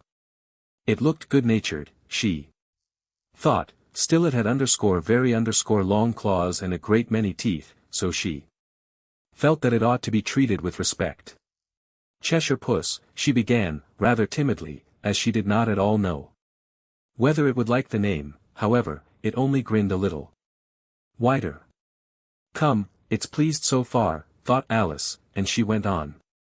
Would you tell me, please, which way I ought to go from here? That depends a good deal on where you want to get to, said the cat. I don't much care where, said Alice. Then it doesn't matter which way you go, said the cat. So long as I get somewhere, Alice added as an explanation. Oh, you're sure to do that, said the cat, if you only walk long enough. Alice felt that this could not be denied, so she tried another question. What sort of people live about here? In that direction, the cat said, waving its right paw round, lives a hatter, and in that direction, waving the other paw, lives a March hare. Visit either you like, they're both mad. But I don't want to go among mad people, Alice remarked. "Oh, you can't help that," said the cat, "we're all mad here." "I'm mad." "You're mad." "How do you know I'm mad?" said Alice. "You must be," said the cat, "or you wouldn't have come here." Alice didn't think that proved it at all, however, she went on, "And how do you know that you're mad?" "To begin with," said the cat, "a dog's not mad." "You grant that?" "I suppose so," said Alice. "Well, then," the cat went on, "you see, a dog growls when it's angry. And wags its tail when it's pleased. Now I growl when I'm pleased. And wag my tail when I'm angry. Therefore I'm mad. I call it purring, not growling," said Alice. "Call it what you like," said the cat. "Do you play croquet with the Queen today?" "I should like it very much," said Alice, "but I haven't been invited yet." "You'll see me there," said the cat, and vanished. Alice was not much surprised at this, she was getting so used to queer things happening. While she was looking at the place where it had been, it suddenly appeared again. "By the by, what became of the baby?" said the cat. "I'd nearly forgotten to ask." "It turned into a pig," Alice quietly said, just as if it had come back in a natural way. "I thought it would," said the cat, and vanished again. Alice waited a little, half expecting to see it again, but it did not appear, and after a minute or two she walked on in the direction in which the March Hare was said to live. "I've seen hatters before," she said to herself, "the March Hare will be much the most interesting, and perhaps as this is May it won't be raving mad, at least not so mad as it was in March." As she said this, she looked up, and there was the cat again, sitting on a branch of a tree. "Did you say pig, or fig?" said the cat. "I said pig," replied Alice, "and I wish you wouldn't keep appearing and vanishing so suddenly, you make one quite giddy." "All right," said the cat, and this time it vanished quite slowly, beginning with the end of the tail, and ending with the grin, which remained some time after the rest of it had gone. "Well, I've often seen a cat without a grin," thought Alice, "but a grin without a cat. It's the most curious thing I ever saw in my life." She had not gone much farther before she came in sight of the house of the March Hare. She thought it must be the right house, because the chimneys were shaped like ears and the roof was thatched with fur. It was so large a house, that she did not like to go nearer till she had nibbled some more of the left-hand bit of mushroom, and raised herself to about 2 feet high. Even then she walked up towards it rather timidly, saying to herself, "Suppose it should be raving mad after all. I almost wish I'd gone to see the Hatter instead." Chapter 7. A Mad Tea Party. There was a table set out under a tree in front of the house, and the March Hare and the Hatter were having tea at it. A dormouse was sitting between them, fast asleep, and the other two were using it as a cushion, resting their elbows on it, and talking over its head. Very uncomfortable for the dormouse, thought Alice, only, as it's asleep, I suppose it doesn't mind. The table was a large one, but the three were all crowded together at one corner of it. "No room! No room!" they cried out when they saw Alice coming. "There's plenty of room," said Alice indignantly, and she sat down in a large armchair at one end of the table. "Have some wine," the March Hare said in an encouraging tone. Alice looked all round the table, but there was nothing on it but tea. "I don't see any wine," she remarked. "There isn't any," said the March Hare. "Then it wasn't very civil of you to offer it," said Alice angrily. "It wasn't very civil of you to sit down without being invited," said the March Hare. "I didn't know it was your table," said Alice. "It's laid for a great many more than 3. "Your hair wants cutting," said the Hatter. He had been looking at Alice for some time with great curiosity, and this was his first speech. "You should learn not to make personal remarks," Alice said with some severity. "It's very rude." The Hatter opened his eyes very wide on hearing this, but all he said was, "Why is a raven like a writing desk?" "Come, we shall have some fun now," thought Alice. "I'm glad they've begun asking riddles. I believe I can guess that," she added aloud. "Do you mean that you think you can find out the answer to it?" said the March Hare. "Exactly so," said Alice. "Then you should say what you mean," the March Hare went on. "I do," Alice hastily replied, at least I mean what I say, that's the same thing, you know." "Not the same thing a bit," said the Hatter. "You might just as well say that, I see what I eat is the same thing as, I eat what I see." "You might just as well say," added the March Hare, "that, I like what I get, is the same thing as, I get what I like." "You might just as well say," added the Dormouse, who seemed to be talking in his sleep, "that, I breathe when I sleep is the same thing as, I sleep when I breathe." "It is the same thing with you," said the Hatter, and here the conversation dropped, and the party sat silent for a minute, while Alice thought over all she could remember about ravens and writing desks, which wasn't much. The Hatter was the first to break the silence. "What day of the month is it?" he said, turning to Alice. He had taken his watch out of his pocket, and was looking at it uneasily, shaking it every now and then, and holding it to his ear. Alice considered a little, and then said, "The 4th. 2 days wrong," sighed the Hatter. "I told you butter wouldn't suit the works," he added, looking angrily at the March Hare. "It was the best butter," the March Hare meekly replied. "Yes, but some crumbs must have got in as well," the Hatter grumbled. "You shouldn't have put it in with the bread knife." The March Hare took the watch and looked at it gloomily, then he dipped it into his cup of tea, and looked at it again, but he could think of nothing better to say than his first remark, it was the best butter. "You know." Alice had been looking over his shoulder with some curiosity. "What a funny watch," she remarked. "It tells the day of the month, and doesn't tell what o'clock it is." "Why should it?" muttered the Hatter. "Does your watch tell you what year it is?"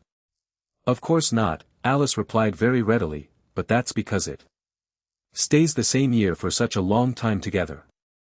"Which is just the case with mine," said the Hatter. Alice felt dreadfully puzzled. The Hatter's remark seemed to have no sort of meaning in it, and yet it was certainly English. "I don't quite understand you," she said, as politely as she could. "The Dormouse is asleep again," said the Hatter, and he poured a little hot tea upon its nose. The Dormouse shook its head impatiently, and said, without opening its eyes, of course, just what I was going to remark myself." "Have you guessed the riddle yet?" the Hatter said, turning to Alice. "Again." "No, I give it up," Alice replied. "What's the answer?" "I haven't the slightest idea," said the Hatter. "Nor I," said the March Hare. Alice sighed wearily. "I think you might do something better with the time," she said, "than waste it in asking riddles that have no answers." "If you knew time as well as I do," said the Hatter, "you wouldn't talk about wasting it. It's him. "I don't know what you mean," said Alice. "Of course you don't," the Hatter said, tossing his head contemptuously. "I dare say you never even spoke to time." "Perhaps not," Alice cautiously replied, "but I know I have to beat time when I learn music." "Ah! That accounts for it," said the Hatter. "He won't stand beating. Now, if you only kept on good terms with him, he'd do almost anything you liked with the clock. For instance, suppose it were 9 o'clock in the morning, just time to begin lessons, you'd only have to whisper a hint to time, and round goes the clock in a twinkling. 1:30. Time for dinner. "I only wish it was," the March Hare said to itself in a whisper. "That would be grand, certainly," said Alice thoughtfully, "but then, I shouldn't be hungry for it, you know." "Not at first, perhaps," said the Hatter, "but you could keep it to 1:30 as long as you liked. Is that the way you manage? Alice asked. The Hatter shook his head mournfully. Not I, he replied. We quarreled last March, just before he went mad, you know, pointing with his teaspoon at the March Hare. It was at the great concert given by the Queen of Hearts, and I had to sing. Twinkle, twinkle, little bat. How I wonder what you're at. You know the song, perhaps? I've heard something like it, said Alice. It goes on, you know, the Hatter continued, in this way. Up above the world you fly, like a tea tray in the sky. Twinkle, twinkle. Here the Dormouse shook itself, and began singing in its sleep. Twinkle, twinkle, twinkle, twinkle and went on so long that they had to pinch it to make it stop. Well, I'd hardly finished the first verse, said the Hatter, when the Queen jumped up and bawled out, he's murdering the time. Off with his head. How dreadfully savage, exclaimed Alice. And ever since that, the Hatter went on in a mournful tone, he won't do a thing I ask. It's always 6 o'clock now. A bright idea came into Alice's head. Is that the reason so many tea things are put out here? She asked. Yes, that's it, said the Hatter with a sigh, it's always tea time. And we've no time to wash the things between whiles. Then you keep moving round, I suppose, said Alice. Exactly so, said the Hatter, as the things get used up. But what happens when you come to the beginning again? Alice ventured to ask. Suppose we change the subject, the March Hare interrupted, yawning. I'm getting tired of this. I vote the young lady tells us a story. I'm afraid I don't know one, said Alice, rather alarmed at the proposal. Then the Dormouse shall, they both cried. Wake up, Dormouse. And they pinched it on both sides at once. The Dormouse slowly opened his eyes. I wasn't asleep, he said in a hoarse, feeble voice, I heard every word you fellows were saying. Tell us a story, said the March Hare. Yes, please do, pleaded Alice. And be quick about it, added the Hatter, or you'll be asleep again before it's done. Once upon a time there were 3 little sisters, the Dormouse began. In a great hurry, and their names were Elsie, Lacey, and Tilly, and they lived at the bottom of a well. What did they live on? Said Alice, who always took a great interest in questions of eating and drinking.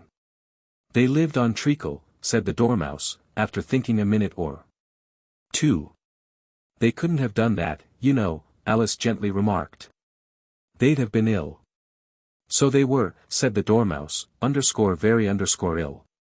Alice tried to fancy to herself what such an extraordinary way of living would be like, but it puzzled her too much, so she went on, but why did they live at the bottom of a well? Take some more tea, the March Hare said to Alice, very earnestly. I've had nothing yet, Alice replied in an offended tone, so I can't take more. You mean you can't take less said the Hatter, it's very easy to take more than nothing. Nobody asked your opinion, said Alice. Who's making personal remarks now? The Hatter asked triumphantly. Alice did not quite know what to say to this, so she helped herself to some tea and bread and butter, and then turned to the Dormouse, and repeated her question. Why did they live at the bottom of a well? The Dormouse again took a minute or 2 to think about it, and then said, it was a treacle well. There's no such thing. Alice was beginning very angrily, but the Hatter and the March Hare went sh. And the Dormouse sulkily remarked, if you can't be civil, you'd better finish the story for yourself. No, please go on. Alice said very humbly, I won't interrupt again. I dare say there may be _1_. Indeed, said the Dormouse indignantly. However, he consented to go on. And so these 3 little sisters, they were learning to draw. You know. What did they draw? said Alice, quite forgetting her promise. Treacle, said the Dormouse, without considering at all this time. I want a clean cup, interrupted the Hatter, let's all move one place. On. He moved on as he spoke, and the Dormouse followed him, the March Hare moved into the Dormouse's place, and Alice rather unwillingly took the place of the March Hare. The Hatter was the only one who got any advantage from the change, and Alice was a good deal worse off than before, as the March Hare had just upset the milk jug into his plate. Alice did not wish to offend the Dormouse again, so she began very cautiously, but I don't understand. Where did they draw the treacle from? You can draw water out of a water well, said the Hatter, so I should think you could draw treacle out of a treacle well, stupid. But they were underscore and underscore the well, Alice said to the Dormouse, not choosing to notice this last remark. Of course they were, said the Dormouse, well in. This answer so confused poor Alice, that she let the Dormouse go on for some time without interrupting it. They were learning to draw, the Dormouse went on, yawning and rubbing its eyes, for it was getting very sleepy, and they drew all manner of things, everything that begins with an M. Why with an M, said Alice. Why not, said the March Hare. Alice was silent. The Dormouse had closed its eyes by this time, and was going off into a doze, but, on being pinched by the Hatter, it woke up again with a little shriek, and went on, that begins with an M, such as mouse traps, and the moon, and memory, and muchness, you know you say. Things are much of a muchness, did you ever see such a thing as a drawing of a muchness? Really, now you ask me, said Alice, very much confused, I don't think. Then you shouldn't talk, said the Hatter. This piece of rudeness was more than Alice could bear, she got up in great disgust, and walked off. The Dormouse fell asleep instantly, and neither of the others took the least notice of her going, though she looked back once or twice, half hoping that they would call after her. The last time she saw them, they were trying to put the Dormouse into the teapot. At any rate I'll never go underscore there underscore again, said Alice as she picked her way through the wood. It's the stupidest tea party I ever was at in all my life. Just as she said this, she noticed that one of the trees had a door leading right into it. That's very curious, she thought. But everything's curious today. I think I may as well go in at once. And in she went. Once more she found herself in the long hall, and close to the little glass table. Now, I'll manage better this time, she said to herself. And began by taking the little golden key, and unlocking the door that led into the garden. Then she went to work nibbling at the mushroom. She had kept a piece of it in her pocket, till she was about a foot high, then she walked down the little passage, and underscore then underscore, she found herself at last in a beautiful garden, among the bright flower beds and the cool fountains. Chapter 8. The Queen's Croquet Ground. A large rose tree stood near the entrance of the garden, the roses growing on it were white, but there were 3 gardeners at it, busily painting them red. Alice thought this a very curious thing, and she went nearer to watch them, and just as she came up to them she heard one of them say, "Look out now, 5. Don't go splashing paint over me like that." "I couldn't help it," said 5, in a sulky tone. 7 jogged my elbow. On which 7 looked up and said, "That's right, 5. Always lay the blame on others." Underscore you'd underscore better not talk, said 5. I heard the Queen say only yesterday you deserved to be beheaded. What for, said the one who had spoken first. That's none of underscore your underscore business, 2, said 7. Yes, it underscore is underscore his business, said 5, and I'll tell him, it was for bringing the cooked tulip roots instead of onions. 7 flung down his brush, and had just begun, well, of all the unjust things, when his eye chanced to fall upon Alice, as she stood watching them, and he checked himself suddenly. The others looked round also. And all of them bowed low. "Would you tell me," said Alice, a little timidly, "why you are painting those roses?" 5 and 7 said nothing, but looked at 2. 2 began in a low voice, "Why, the fact is, you see, miss, this here ought to have been a _red_ rose tree, and we put a white one in by mistake, and if the Queen was to find it out, we should all have our heads cut off, you know. So, you see, miss, we're doing our best, afore she comes, to." At this moment 5, who had been anxiously looking across the garden, called out, "The Queen! The Queen!" and the 3 gardeners instantly threw themselves flat upon their faces. There was a sound of many footsteps. And Alice looked round, eager to see the Queen. First came 10 soldiers carrying clubs. These were all shaped like the 3 gardeners, oblong and flat, with their hands and feet at the corners. Next the 10 courtiers. These were ornamented all over with diamonds, and walked 2 and 2, as the soldiers did. After these came the royal children. There were 10 of them, and the little dears came jumping merrily along hand in hand, in couples. They were all ornamented with hearts. Next came the guests, mostly kings and queens. And among them Alice recognized the White Rabbit. It was talking in a hurried, nervous manner, smiling at everything that was said, and went by without noticing her. Then followed the Knave of Hearts, carrying the king's crown on a crimson velvet cushion, and, last of all this grand procession, came the King and Queen of Hearts. Alice was rather doubtful whether she ought not to lie down on her face like the 3 gardeners, but she could not remember ever having heard of such a rule at processions, and besides, what would be the use of a procession, thought she, if people had all to lie down upon their faces, so that they couldn't see it? So she stood still where she was and waited. When the procession came opposite to Alice, they all stopped and looked at her, and the Queen said severely, "Who is this?"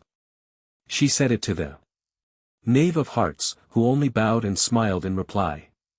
"Idiot," said the Queen, tossing her head impatiently, and, turning to Alice, she went on, "What's your name, child?" "My name is Alice, so please your Majesty," said Alice very politely.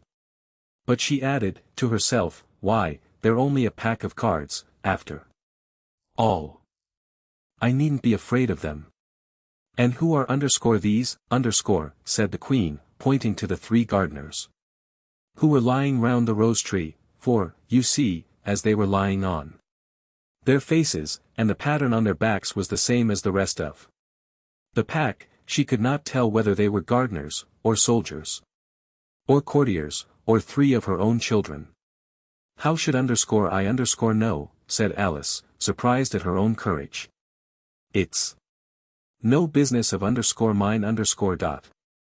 The Queen turned crimson with fury, and, after glaring at her for a moment like a wild beast, screamed, "Off with her head! Off!" "Nonsense," said Alice, very loudly and decidedly, and the Queen was silent. The King laid his hand upon her arm, and timidly said, "Consider, my dear, she is only a child." The Queen turned angrily away from him, and said to the Knave, "Turn them over." The Knave did so, very carefully, with one foot. "Get up," said the Queen, in a shrill, loud voice, and the 3 gardeners instantly jumped up, and began bowing to the King, the Queen, the royal children, and everybody else. "Leave off that," screamed the Queen. "You make me giddy." And then, turning to the rose tree, she went on, "What have you been doing here?" "May it please your Majesty," said 2, in a very humble tone, going down on one knee as he spoke, "we were trying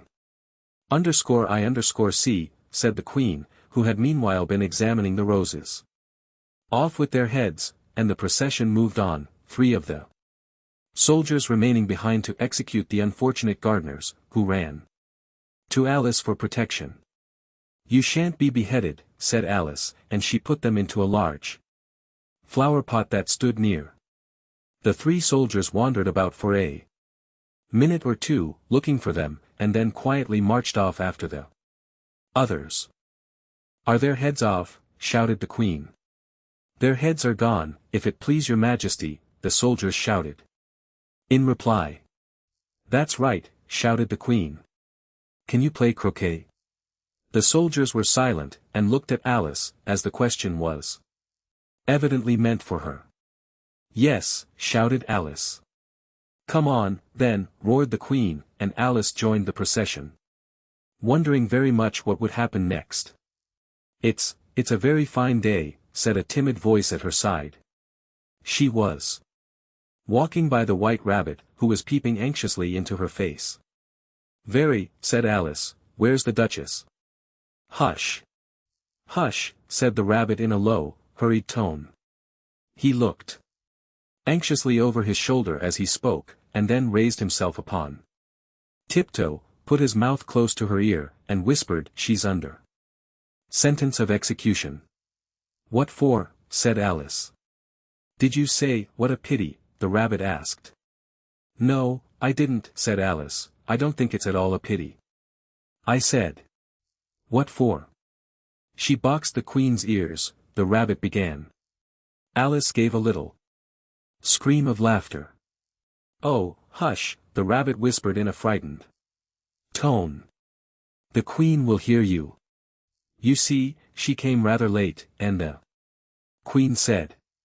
"Get to your places," shouted the queen in a voice of thunder, and people began running about in all directions, tumbling up against each other. However, they got settled down in a minute or two, and the game began.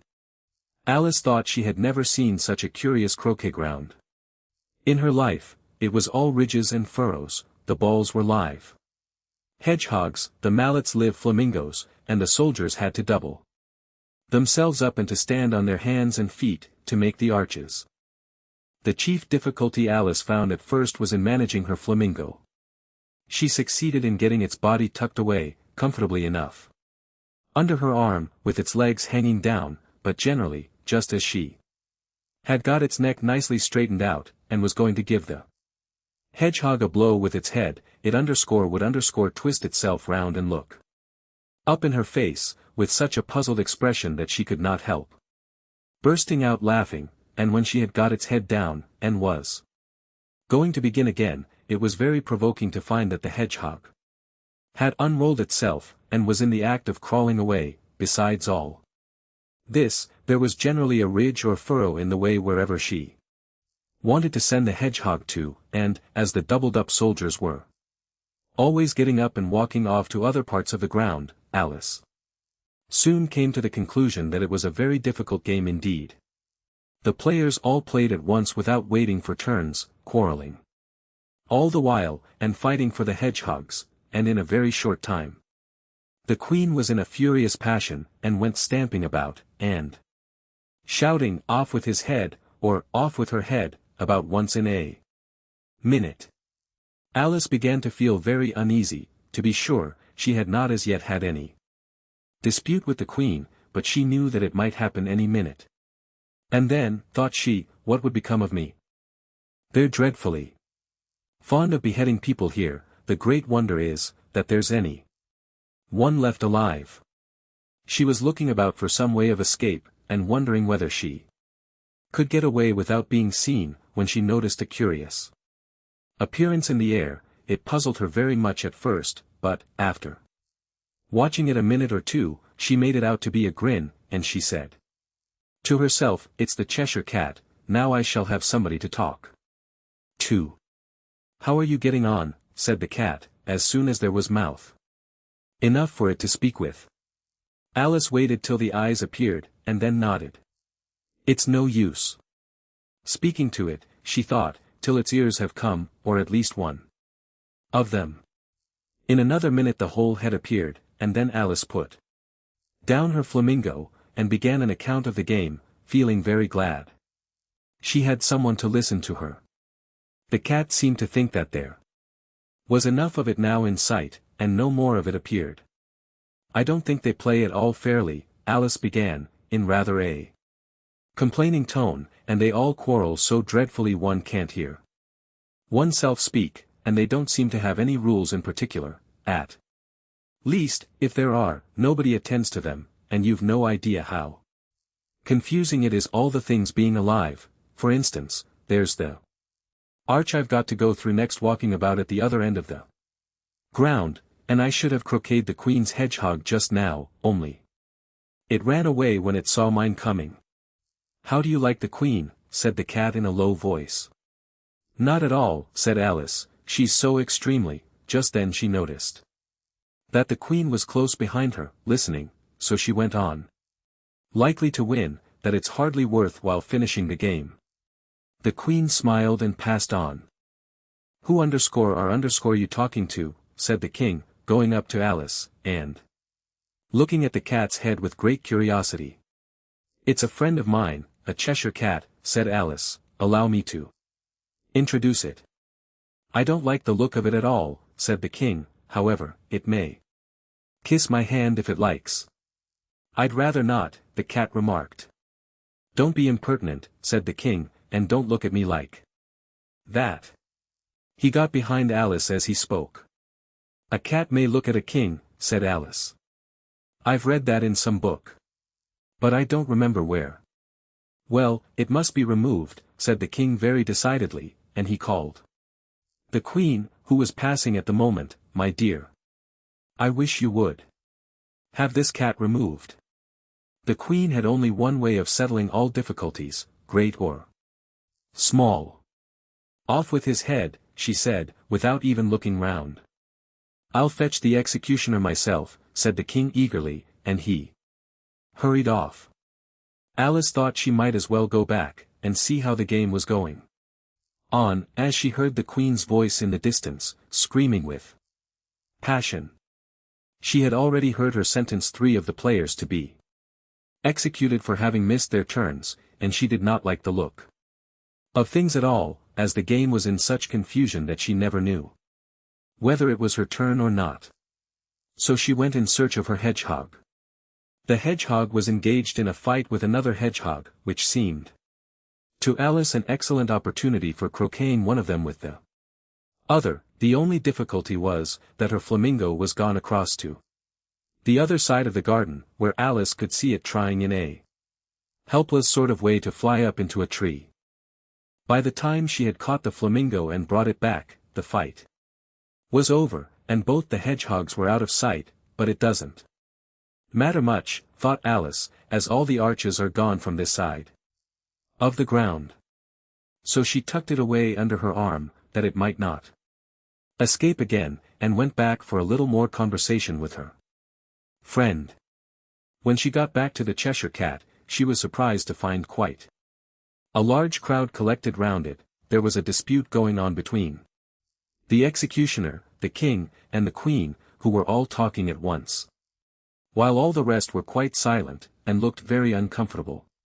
The moment Alice appeared, she was appealed to by all 3 to settle the question, and they repeated their arguments to her, though, as they all spoke at once, she found it very hard indeed to make out exactly what they said. The executioner's argument was, that you couldn't cut off a head unless there was a body to cut it off from, that he had never had to do such a thing before, and he wasn't going to begin at his time of life. The King's argument was, that anything that had a head could be beheaded, and that you weren't to talk nonsense. The Queen's argument was, that if something wasn't done about it in less than no time she'd have everybody executed, all round. It was this last remark that had made the whole party look so grave and anxious. Alice could think of nothing else to say but, it belongs to the Duchess, you'd better ask her about it. She's in prison, the Queen said to the executioner, fetch her here. And the executioner went off like an arrow.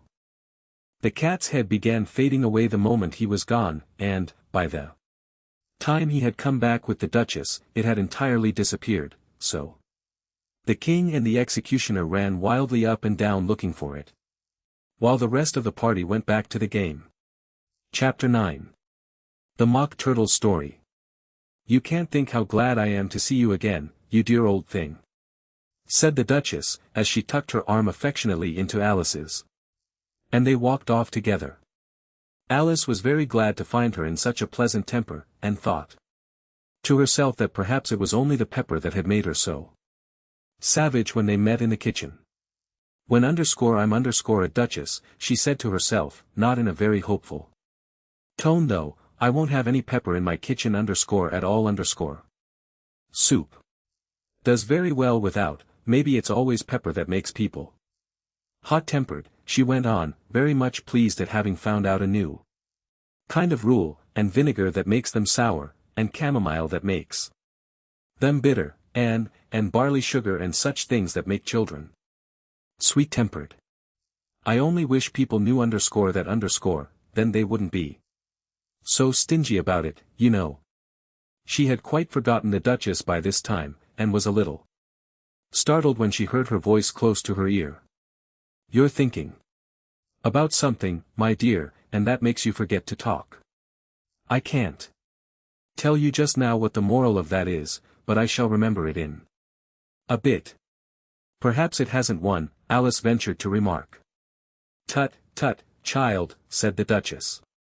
Everything's got a moral, if only you can find it. And she squeezed herself up closer to Alice's side as she spoke.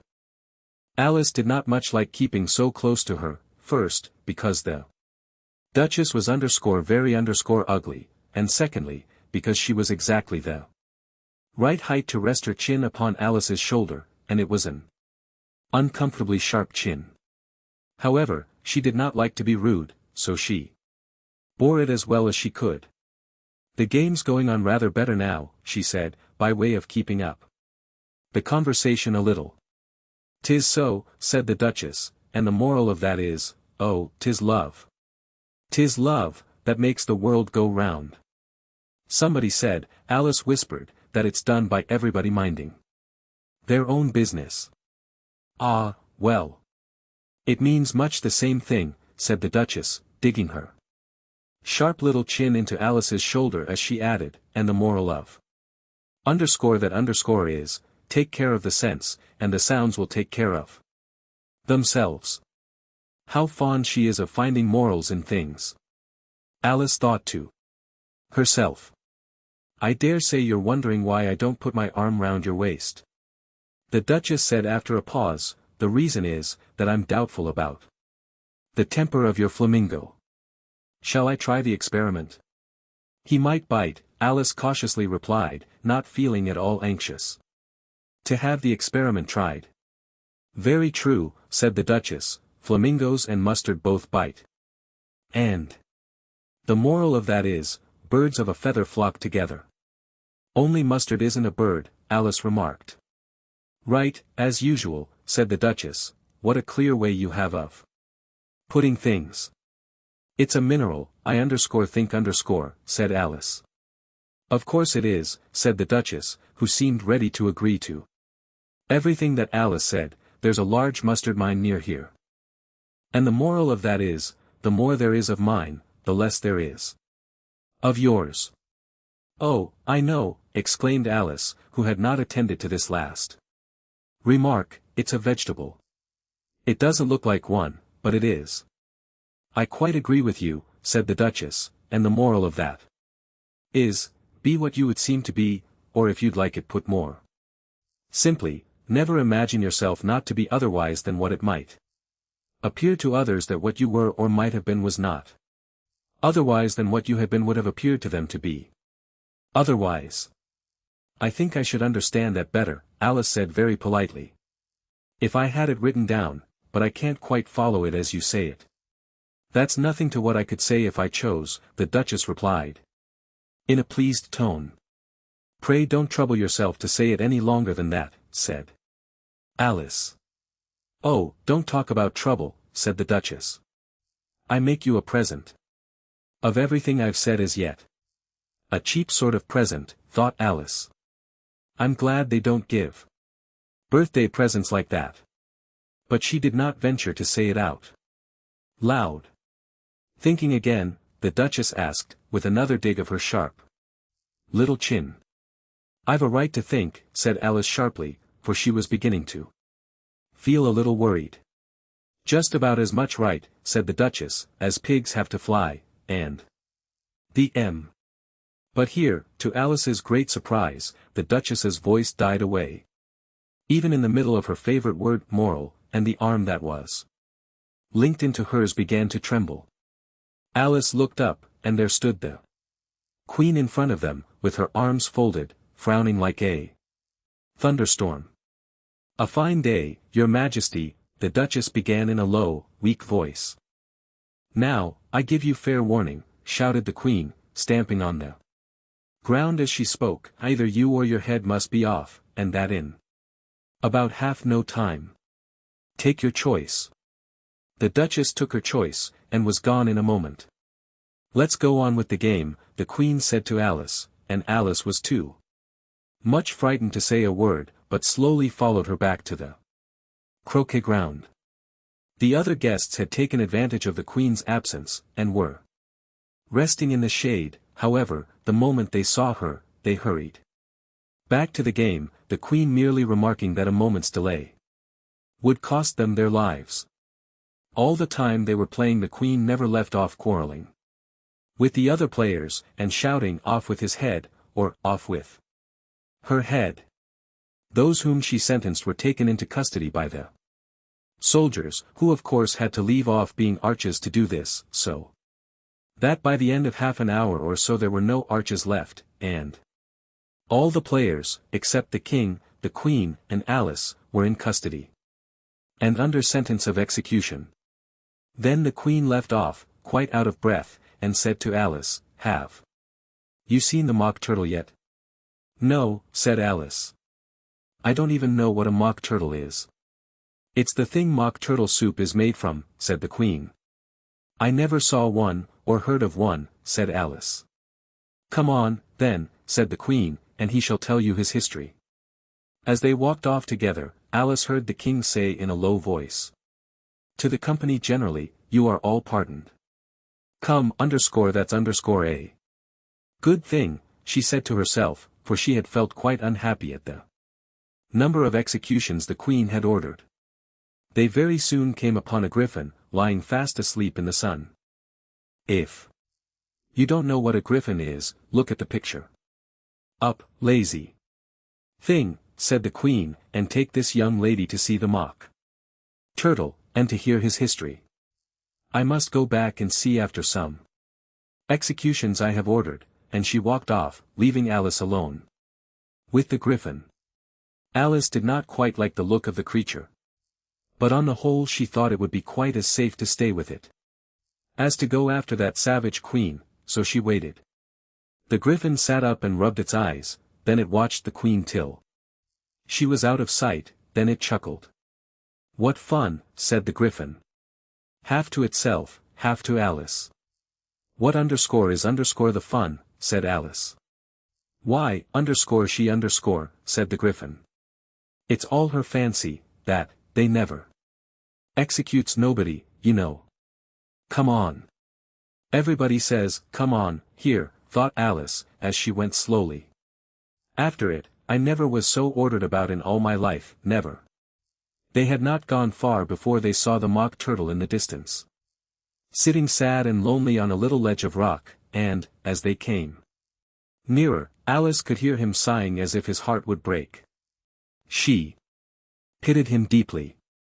What is his sorrow? She asked the griffin, and the griffin answered, very nearly in the same words as before, it's all his fancy, that, he hasn't got no sorrow, you know. Come on. So they went up to the mock turtle, who looked at them with large eyes full of tears, but said nothing. This here young lady, said the griffin, she wants for to know your history, she do. I'll tell it her, said the mock turtle in a deep, hollow tone, sit down, both of you, and don't speak a word till I've finished. So they sat down, and nobody spoke for some minutes. Alice thought to herself, I don't see how he can ever finish, if he doesn't begin. But she waited patiently. Once, said the Mock Turtle at last, with a deep sigh, I was a real turtle. These words were followed by a very long silence, broken only by an occasional exclamation of HJCKRRH, from the Griffin, and the constant heavy sobbing of the Mock Turtle. Alice was very nearly getting up and saying, thank you, sir, for your interesting story, but she could not help thinking there must be more to come, so she sat still and said nothing. When we were little, the Mock Turtle went on at last, more calmly, though still sobbing a little now and then, we went to school in the sea. The master was an old turtle, we used to call him Tortoise. Why did you call him Tortoise, if he wasn't one? Alice asked. We called him Tortoise because he taught us, said the Mock Turtle. Angrily, really you are very dull. You ought to be ashamed of yourself for asking such a simple question, added the Griffin, and then they both sat silent and looked at poor Alice, who felt ready to sink into the earth. At last the Griffin said to the Mock Turtle, drive on, old fellow. Don't be all day about it, and he went on in these words. Yes, we went to school in the sea, though you mayn't believe it. I never said I didn't, interrupted Alice. You did, said the Mock Turtle. Hold your tongue, added the Griffin, before Alice could speak again. The Mock Turtle went on. We had the best of educations, in fact, we went to school every day. I've been to a day school, too, said Alice, you needn't be so proud as all that. With extras? Asked the Mock Turtle a little anxiously. Yes, said Alice, we learned French and music. And washing? Said the Mock Turtle. Certainly not, said Alice indignantly. Ah. Then yours wasn't a really good school, said the Mock Turtle in a tone of great relief. Now at ours they had at the end of the bill French, music, and washing extra. You couldn't have wanted it much, said Alice, living at the bottom of the sea. I couldn't afford to learn it, said the Mock Turtle with a sigh. I only took the regular course. What was that? Inquired Alice. Reeling and writhing, of course, to begin with, the Mock Turtle replied, and then the different branches of arithmetic, ambition, distraction, uglification, and derision. I never heard of uglification, Alice ventured to say. What is it? The Griffin lifted up both its paws in surprise. What? Never heard of uglifying, it exclaimed. You know what to beautify is, I suppose. Yes, said Alice doubtfully, it means, to make anything prettier. Well, then, the Griffin went on, if you don't know what to uglify is, you are a simpleton. Alice did not feel encouraged to ask any more questions about it, so she turned to the Mock Turtle, and said, what else had you to learn? Well, there was mystery, the Mock Turtle replied, counting off the subjects on his flappers, mystery, ancient and modern, with seaography, then drawling. The drawling master was an old conger eel that used to come once a week, he taught us drawling, stretching, and fainting in coils. What was that like, said Alice. Well, I can't show it you myself, the Mock Turtle said, I'm too stiff. And the Griffin never learnt it. Hadn't time, said the Griffin, I went to the classics master. Though he was an old crab, he was. I never went to him, the Mock Turtle said with a sigh, he taught. Laughing in grief, they used to say. So he did, said the Griffin, sighing in his turn, and both creatures hid their faces in their paws. And how many hours a day did you do lessons, said Alice, in a hurry to change the subject. 10 hours the first day, said the Mock Turtle, 9 the next, and so on. What a curious plan, exclaimed Alice. That's the reason they're called lessons, the Griffin remarked. Because they lesson from day to day. This was quite a new idea to Alice, and she thought it over a little before she made her next remark. Then the 11th day must have been A holiday? Of course it was, said the Mock Turtle. And how did you manage on the 12th? Alice went on eagerly. That's enough about lessons, the Gryphon interrupted in a very decided tone. Tell her something about the games now. Chapter 10. The Lobster Quadrille. The Mock Turtle sighed deeply, and drew the back of one flapper across his eyes. He looked at Alice, and tried to speak, but for a minute or two sobs choked his voice. Same as if he had a bone in his throat, said the Gryphon, and it set to work shaking him and punching him in the back. At last the Mock Turtle recovered his voice, and, with tears running down his cheeks, he went on again. You may not have lived much under the sea, I haven't, said Alice, and perhaps you were never even introduced to a lobster. Alice began to say, I once tasted, but checked herself hastily, and said, no, never, so you can have no idea what a delightful thing a lobster quadrille is. No, indeed, said Alice. What sort of a dance is it? Why, said the Gryphon, you first form into a line along the seashore. 2 lines, cried the Mock Turtle. Seals, turtles, salmon, and so on. Then, when you've cleared all the jellyfish out of the way.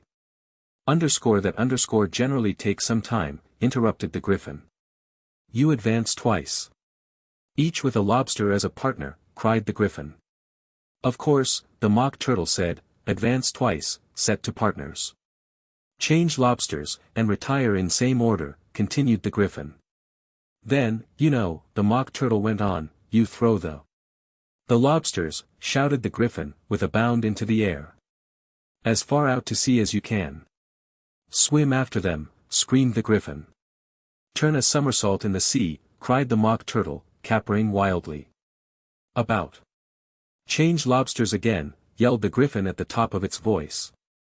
Back to land again, and that's all the first figure, said the Mock Turtle, suddenly dropping his voice, and the 2 creatures, who had been jumping about like mad things all this time, sat down again very sadly and quietly, and looked at Alice. It must be a very pretty dance, said Alice timidly. Would you like to see a little of it, said the Mock Turtle. Very much indeed, said Alice. Come, let's try the first figure, said the Mock Turtle to the Gryphon. We can do without lobsters, you know. Which shall sing? Oh, you sing, said the Gryphon. I've forgotten the words. So they began solemnly dancing round and round Alice, every now and then treading on her toes when they passed too close, and waving their forepaws to mark the time, while the Mock Turtle sang this, very slowly and sadly. Will you walk a little faster, said a whiting to a snail. There's a porpoise close behind us, and he's treading on my tail. See how eagerly the lobsters and the turtles all advance. They are waiting on the shingle, will you come and join the dance? Will you, won't you, will you, won't you join the dance? Will you, won't you, won't you join the dance? You can really have no notion how delightful it will be when they take us up and throw us, with the lobsters, out to sea. But the snail replied, too far, and gave a look askance. Said he thanked the whiting kindly, but he would not join the dance. Would not, could not, would not join the dance. Would not, could not, would not, could not join the dance. What matters it how far we go, his scaly friend replied. There is another shore, you know, upon the other side. The further off from England the nearer is to France. Then turn not pale, beloved snail, but come and join the dance. Will you, won't you, will you join the dance? Will you, won't you, won't you join the dance? Thank you, it's a very interesting dance to watch, said Alice. Feeling very glad that it was over at last, and I do so like that. Curious song about the whiting. Oh, as to the whiting, said the Mock Turtle, you've seen them. Of course. Yes, said Alice, I've often seen them at Din. She checked herself hastily. I don't know where Din may be, said the Mock Turtle, but if you've Seen them so often, of course you know what they're like. I believe so, Alice replied thoughtfully. They have their tails in their mouths, and they're all over crumbs. You're wrong about the crumbs, said the Mock Turtle. Crumbs would all wash off in the sea.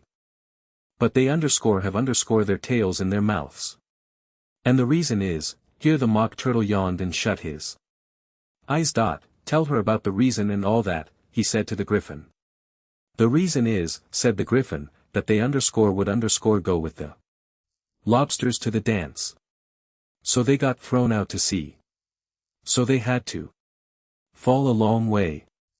So they got their tails fast in their mouths. So they couldn't get them out again. That's all.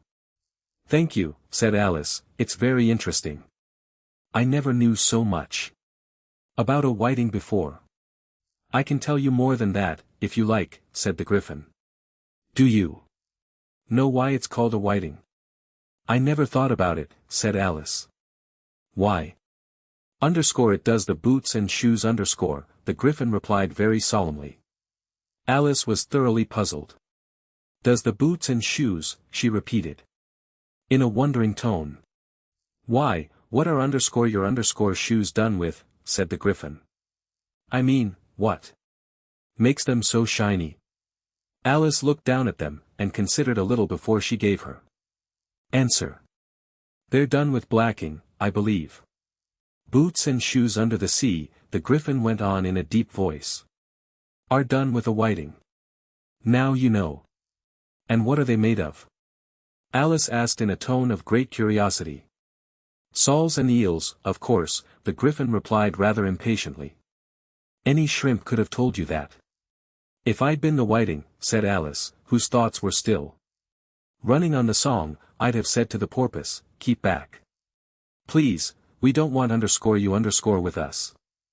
They were obliged to have him with them, the Mock Turtle said, no wise fish would go anywhere without a porpoise.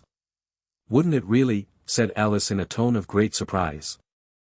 Of course not, said the Mock Turtle. Why, if a fish came to me and told me he was going a journey, I should say, with what porpoise? Don't you mean, purpose, said Alice.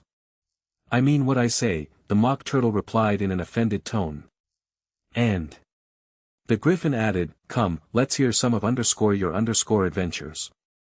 I could tell you my adventures, beginning from this morning, said Alice a little timidly, but it's no use going back to yesterday.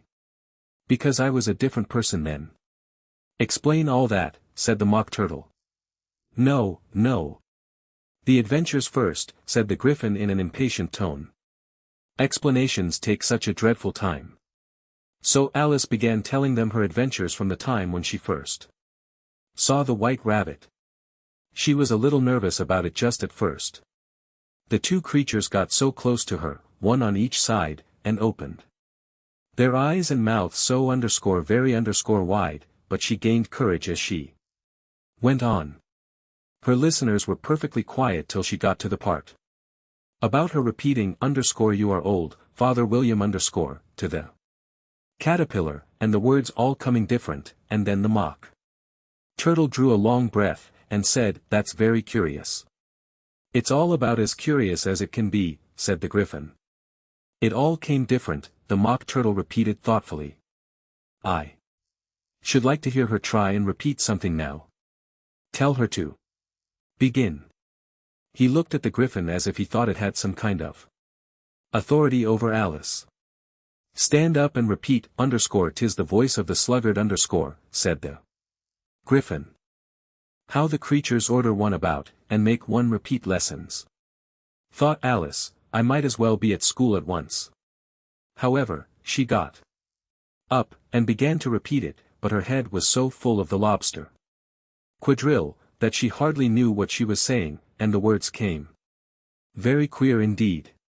"'Tis the voice of the lobster," I heard him declare. "You have baked me too brown, I must sugar my hair.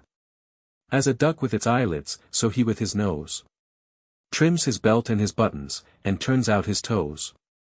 Later editions continued as follows. "When the sands are all dry, he is gay as a lark. And will talk in contemptuous tones of the shark. But, when the tide rises and sharks are around, his voice has a timid and tremulous sound. That's different from what I used to say when I was a child, said the Griffin. Well, I never heard it before, said the Mock Turtle, but it sounds uncommon nonsense. Alice said nothing. She had sat down with her face in her hands, wondering if anything would ever happen in a natural way again. I should like to have it explained, said the Mock Turtle. She can't explain it, said the Griffin hastily. Go on with the next verse. But about his toes, the Mock Turtle persisted. How could he turn them out with his nose, you know? It's the first position in dancing. Alice said, but was dreadfully puzzled by the whole thing, and longed to change the subject.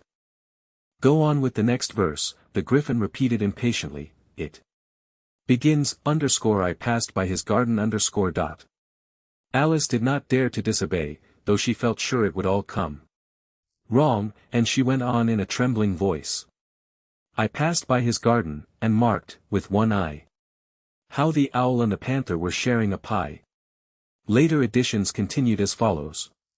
The panther took pie crust, and gravy, and meat, while the owl had the dish as its share of the treat.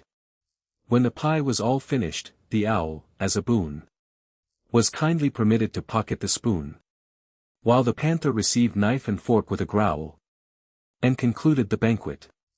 What is the use of repeating all that stuff, the Mock Turtle interrupted, if you don't explain it as you go on. It's by far the most confusing thing I ever heard. Yes, I think you'd better leave off, said the Griffin, and Alice was only too glad to do so. Shall we try another figure of the lobster quadrille, the Griffin went on. Or would you like the Mock Turtle to sing you a song? Oh, a song, please, if the Mock Turtle would be so kind, Alice replied, so eagerly that the Griffin said, in a rather offended tone. Itchem. No accounting for tastes. Sing her turtle soup will you, old fellow? The Mock Turtle sighed deeply, and began, in a voice sometimes choked with sobs, to sing this beautiful soup, so rich and green, waiting in a hot tureen. Who for such dainties would not stoop? Soup of the evening, beautiful soup. Soup of the evening, beautiful soup. Bo, beautiful sou, oop. Bo, beautiful sou, oop. Sou, oop of the evening. Beautiful, beautiful soup. Beautiful soup. Who cares for fish, game, or any other dish? Who would not give all else for 2p? Pennyworth only of beautiful soup. Pennyworth only of beautiful soup. Bo, beautiful sou, oop. Bo, beautiful sou, oop. Sou, oop of the evening. Beautiful, beauty, full soup. Chorus again, cried the Griffin, and the Mock Turtle had just begun to repeat it, when a cry of, the trial's beginning, was heard in the distance. Come on, cried the Griffin, and, taking Alice by the hand, it hurried off, without waiting for the end of the song. What trial is it? Alice panted as she ran, but the Griffin only answered, come on, and ran the faster, while more and more faintly came, carried on the breeze that followed them, the melancholy words. Sou, oop of the evening. Beautiful, beautiful soup. Chapter 11. Who stole the tarts? The King and Queen of Hearts were seated on their throne when they arrived, with a great crowd assembled about them, all sorts of little birds and beasts, as well as the whole pack of cards. The knave was standing before them, in chains, with a soldier on each side to guard him, and near the king was the white rabbit, with a trumpet in one hand, and a scroll of parchment in the other. In the very middle of the court was a table, with a large dish of tarts upon it. They looked so good, that it made Alice quite hungry to look at them. I wish they'd get the trial done, she thought, and hand round the refreshments. But there seemed to be no chance of this, so she began looking at everything about her, to pass away the time. Alice had never been in a court of justice before, but she had read about them in books, and she was quite pleased to find that she knew the name of nearly everything there. "That's the judge," she said to herself, because of his great wig. The judge, by the way, was the king, and as he wore his crown over the wig, look at the frontispiece if you want to see how he did it, he did not look at all comfortable, and it was certainly not becoming. "And that's the jury box," thought Alice, "and those 12 creatures." She was obliged to say, creatures, you see, because some of them were animals, and some were birds. "I suppose they are the jurors." She said this last word 2 or 3 times over to herself, being rather proud of it, for she thought, and rightly too, that very few little girls of her age knew the meaning of it at all. However, jurymen would have done just as well. The 12 jurors were all writing very busily on slates. "What are they doing?" Alice whispered to the Griffin. "They can't have anything to put down yet, before the trial's begun." "They're putting down their names," the Griffin whispered in reply, "for fear they should forget them before the end of the trial." "Stupid things!" Alice began in a loud, indignant voice, but she stopped hastily, for the White Rabbit cried out, "Silence in the court," and the king put on his spectacles and looked anxiously round to make out who was talking. Alice could see, as well as if she were looking over their shoulders, that all the jurors were writing down "stupid things" on their slates. And she could even make out that one of them didn't know how to spell stupid, and that he had to ask his neighbor to tell him. "A nice muddle their slates'll be in before the trial's over," thought Alice. One of the jurors had a pencil that squeaked.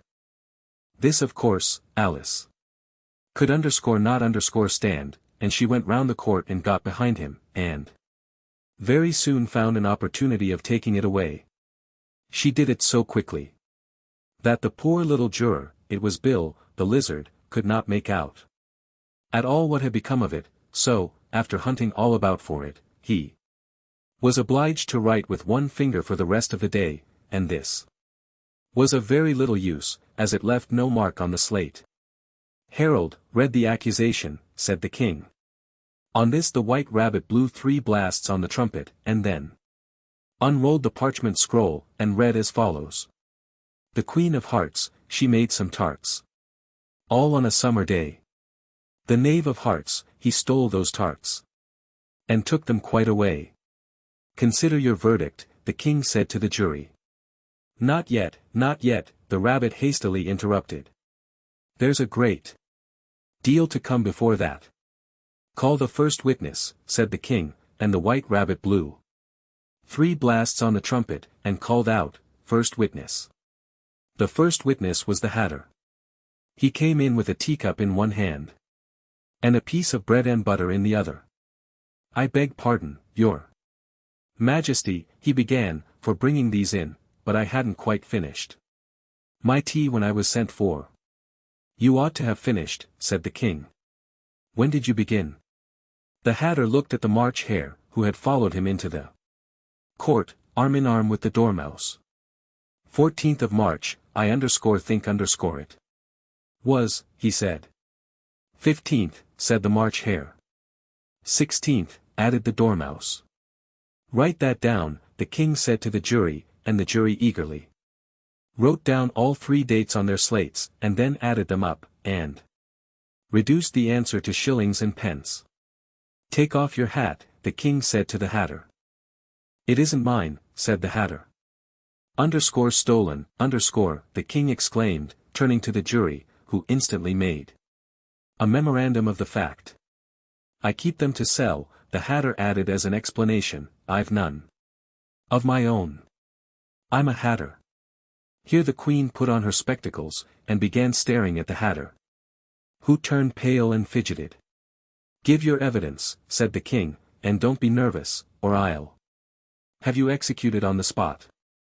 This did not seem to encourage the witness at all, he kept shifting From one foot to the other, looking uneasily at the queen, and in his confusion he bit a large piece out of his teacup instead of the bread and butter.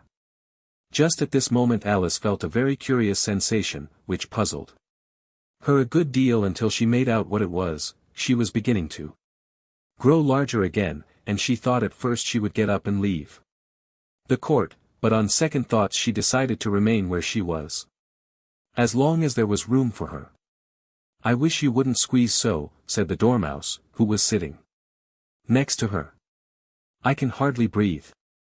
"I can't help it," said Alice very meekly, "I'm growing." "You've no right to grow here, said the Dormouse. "Don't talk nonsense," said Alice more boldly, "you know you're growing too." "Yes, but I grow at a reasonable pace," said the Dormouse, "not in that ridiculous fashion." And he got up very sulkily and crossed over to the other side of the court. All this time the queen had never left off staring at the Hatter, and just as the Dormouse crossed the court, she said to one of the officers of the court, "Bring me the list of the singers in the last concert." On which the wretched Hatter trembled so, that he shook both his shoes off. "Give your evidence," the king repeated angrily, "or I'll have you executed, whether you're nervous or not." "I'm a poor man, your majesty," the Hatter began, in a trembling voice.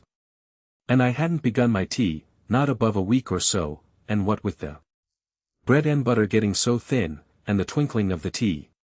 "The twinkling of the what, said the king. "It began with the tea," the Hatter replied. "Of course twinkling begins with a T," said the king sharply. "Do you take me for a dunce?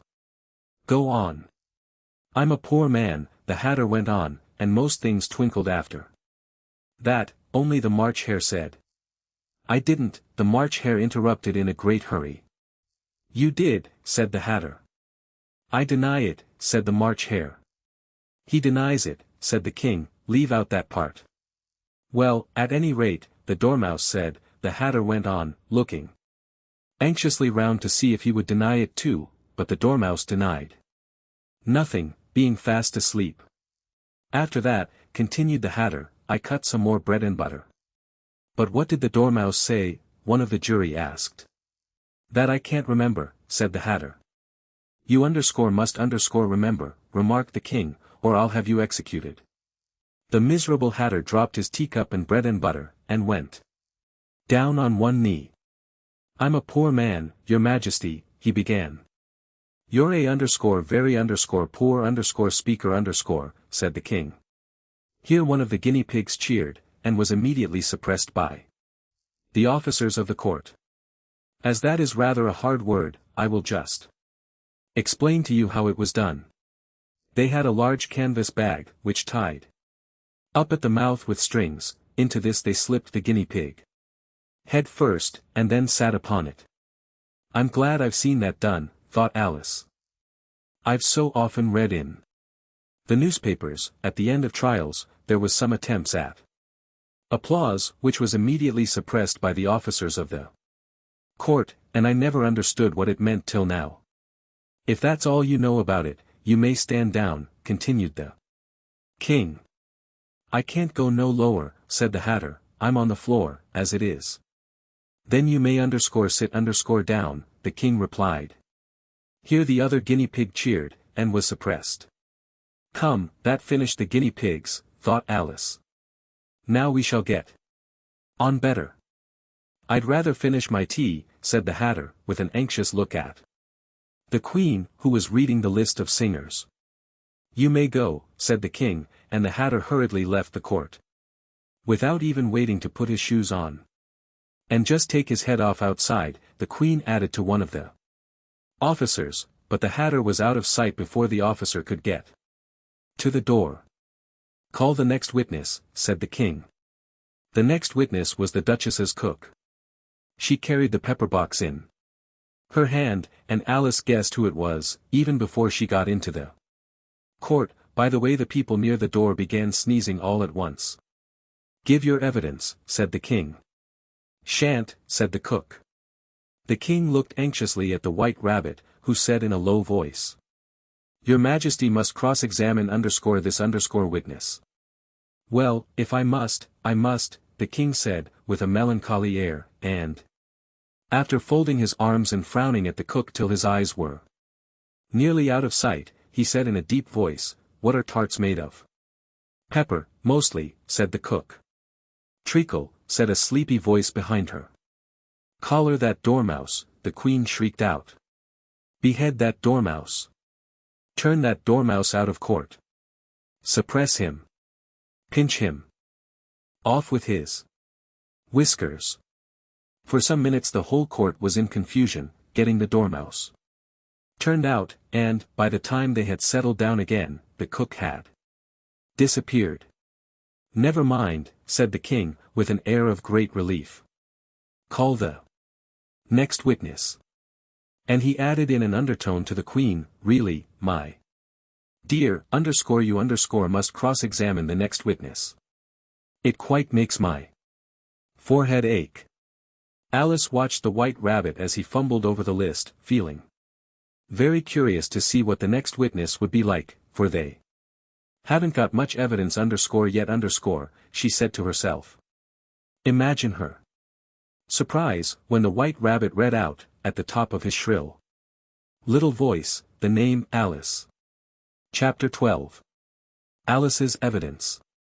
Here, cried Alice, quite forgetting in the flurry of the moment how large she had grown in the last few minutes, and she jumped up in such a hurry that she tipped over the jury box with the edge of her skirt, upsetting all the jurymen onto the heads of the crowd below, and there they lay sprawling about, reminding her very much of a globe of goldfish she had accidentally upset the week before. Oh, I beg your pardon, she exclaimed in a tone of great dismay, and began picking them up again as quickly as she could, for the accident of the goldfish kept running in her head, and she had a vague sort of idea that they must be collected at once and put back into the jury box, or they would die. The trial cannot proceed, said the king in a very grave voice, until all the jurymen are back in their proper places, he repeated. With great emphasis, looking hard at Alice as he said so. Alice looked at the jury box, and saw that, in her haste, she had put the lizard in head downwards, and the poor little thing was waving its tail about in a melancholy way, being quite unable to move. She soon got it out again, and put it right, not that it signifies much, she said to herself, I should think it would be quite as much use in the trial one way up as the other. As soon as the jury had a little recovered from the shock of being upset, and their slates and pencils had been found and handed back to them, they set to work very diligently to write out a history of the accident, all except the lizard, who seemed too much overcome to do anything but sit with its mouth open, gazing up into the roof of the court. What do you know about this business? The king said to Alice. Nothing, said Alice. Nothing whatever, persisted the king. Nothing whatever, said Alice. That's very important, the king said, turning to the jury. They were just beginning to write this down on their slates, when the white rabbit interrupted, important, your Majesty means, of course, he said in a very respectful tone, but frowning and making faces at him as he spoke. Important, of course, I meant, the king hastily said, and went on to himself in an undertone. Important, unimportant, important, as if he were trying which word sounded best. Some of the jury wrote it down, important, and some, unimportant. Alice could see this, as she was near enough to look over their slates. But it doesn't matter a bit, she thought to herself. At this moment the king, who had been for some time busily writing in his notebook, cackled out, silence, and read out from his book, Rule 42. All persons more than a mile high to leave the court. Everybody looked at Alice. I'm not a mile high, said Alice. You are, said the king. Nearly 2 miles high, added the Queen. Well, I shan't go, at any rate, said Alice, besides, that's not a regular rule, you invented it just now. It's the oldest rule in the book, said the King. Then it ought to be number 1, said Alice. The King turned pale, and shut his notebook hastily. Consider your verdict, he said to the jury, in a low, trembling voice. There's more evidence to come yet, please your majesty, said the White Rabbit, jumping up in a great hurry. This paper has just been picked up. What's in it? Said the Queen. I haven't opened it yet, said the White Rabbit, but it seems to be a letter, written by the prisoner to somebody. It must have been that, said the King, unless it was written to nobody, which isn't usual, you know. Who is it directed to? Said one of the jurymen. It isn't directed at all, said the White Rabbit. In fact, there's nothing written on the underscore outside underscore dot. He unfolded the paper as he spoke. And added, it isn't a letter, after all, it's a set of verses. Are they in the prisoner's handwriting? Asked another of the jurymen. No, they're not, said the White Rabbit, and that's the queerest thing about it. The jury all looked puzzled. He must have imitated somebody else's hand, said the King. The jury all brightened up again. Please your majesty, said the knave, I didn't write it, and they can't prove I did, there's no name signed at the end. If you didn't sign it, said the King, that only makes the matter worse. You must have meant some mischief, or else you'd have signed your name like an honest man. There was a general clapping of hands at this. It was the first really clever thing the King had said that day. That underscore proves his guilt, said the Queen. It proves nothing of the sort, said Alice. Why, you don't even know what they're about. Read them, said the King. The White Rabbit put on his spectacles. Where shall I begin, please? Your Majesty, he asked. Begin at the beginning, the King said gravely, and go on till you come to the end, then stop. These were the verses the White Rabbit read. They told me you had been to her. And mentioned me to him. She gave me a good character. But said I could not swim. He sent them word I had not gone. We know it to be true. If she should push the matter on, what would become of you? I gave her 1, they gave him 2. You gave us 3 or more. They all returned from him to you. Though they were mine before. If I or she should chance to be involved in this affair, he trusts to you to set them free. Exactly as we were. My notion was that you had been, before she had this fit, an obstacle that came between him and ourselves, and it. Don't let him know she liked them best.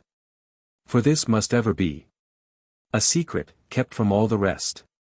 Between yourself and me. That's the most important piece of evidence we've heard yet, said the King, rubbing his hands, so now let the jury. If any one of them can explain it, said Alice, she had grown so large in the last few minutes that she wasn't a bit afraid of interrupting him. I'll give him 6 pence. I don't believe there's an atom of meaning in it. The jury all wrote down on their slates, she doesn't believe there's an atom of meaning in it, but none of them attempted to explain the paper. If there's no meaning in it, said the King, that saves a world of trouble, you know, as we needn't try to find any. And yet I don't know, he went on, spreading out the verses on his knee, and looking at them with one eye. I seem to see some meaning in them, after all. Said I could not swim. You can't swim, can you? He added, turning to the knave. The knave shook his head sadly. Do I look like it? He said. Which he certainly did. Not being made entirely of cardboard. All right, so far, said the King, and he went on muttering over the verses to himself. We know it to be true. That's the jury, of course. I gave her 1, they gave him 2. Why, that must be what he did with the tarts, you know. But, it goes on, they all return from him to you, said Alice. Why, there they are, said the king triumphantly, pointing to the tarts on the table. Nothing can be clearer than that. Then. Again, before she had this fit, you never had fits, my dear, I think, he said to the queen. Never, said the queen furiously, throwing an inkstand at the lizard. As she spoke, the unfortunate little Bill had left off writing on his slate with one finger, as he found it made no mark, but he now hastily began again, using the ink, that was trickling down his face, as long as it lasted. Then the words don't fit you, said the king, looking round the court with a smile. There was a dead silence. It's a pun, the king added in an offended tone, and everybody laughed. Let the jury consider their verdict, the king said, for about the 20th time that day. No, no, said the queen. Sentence first, verdict afterwards. Stuff and nonsense, said Alice loudly. The idea of having the sentence first. Hold your tongue, said the queen, turning purple. I won't, said Alice. Off with her head, the queen shouted at the top of her voice. Nobody moved. Who cares for you, said Alice, she had grown to her full size by this time. You're nothing but a pack of cards. At this the whole pack rose up into the air, and came flying down upon her. She gave a little scream, half of fright and half of anger, and tried to beat them off, and found herself lying on the bank, with her head in the lap of her sister, who was gently brushing away some dead leaves that had fluttered down from the trees upon her face. Wake up, Alice dear, said her sister. Why, what a long sleep you've had. Oh, I've had such a curious dream, said Alice, and she told her sister, as well as she could remember them, all these strange adventures of hers that you have just been reading about, and when she had finished, her sister kissed her, and said, it was a curious dream, dear, certainly, but now run into your tea, it's getting late. So Alice got up and ran off, thinking while she ran, as well she might, what a wonderful dream it had been. But her sister sat still just as she left her, leaning her head on her hand, watching the setting sun, and thinking of little Alice and all her wonderful adventures, till she too began dreaming after a fashion. And this was her dream. First, she dreamed of little Alice herself, and once again the tiny hands were clasped upon her knee, and the bright eager eyes were looking up into hers. She could hear the very tones of her voice, and see that queer little toss of her head to keep back the wandering hair. That would always get into her eyes, and still as she listened, or seemed to listen, the whole place around her became alive with the strange creatures of her little sister's dream.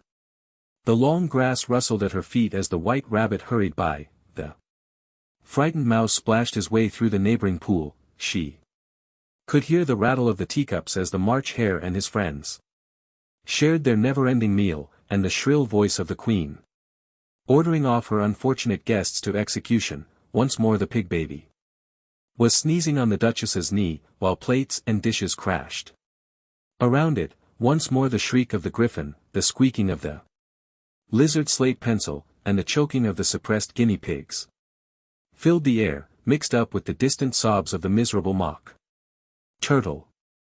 So she sat on, with closed eyes, and half believed herself in Wonderland, though she knew she had but to open them again, and all would change to dull reality. The grass would be only rustling in the wind, and the pool rippling to the waving of the reeds. The rattling teacups would change to tinkling sheep bells, and the queen's shrill cries to the voice of the shepherd boy, and the sneeze of the baby, the shriek of the griffin, and all the other queer noises, would change, she knew, to the confused clamor of the busy farmyard, while the lowing of the cattle in the distance would take the place of the mock turtle's heavy sobs. Lastly, she pictured to herself how this same little sister of hers would, in the aftertime, be herself a grown woman, and how she would keep, through all her riper years, the simple and loving heart of her childhood, and how she would gather about her other little children, and make their eyes bright and eager with many a strange tale. Perhaps even with the dream of Wonderland of long ago, and how she would feel with all their simple sorrows, and find a pleasure in all their simple joys, remembering her own child life, and the happy summer days. The end.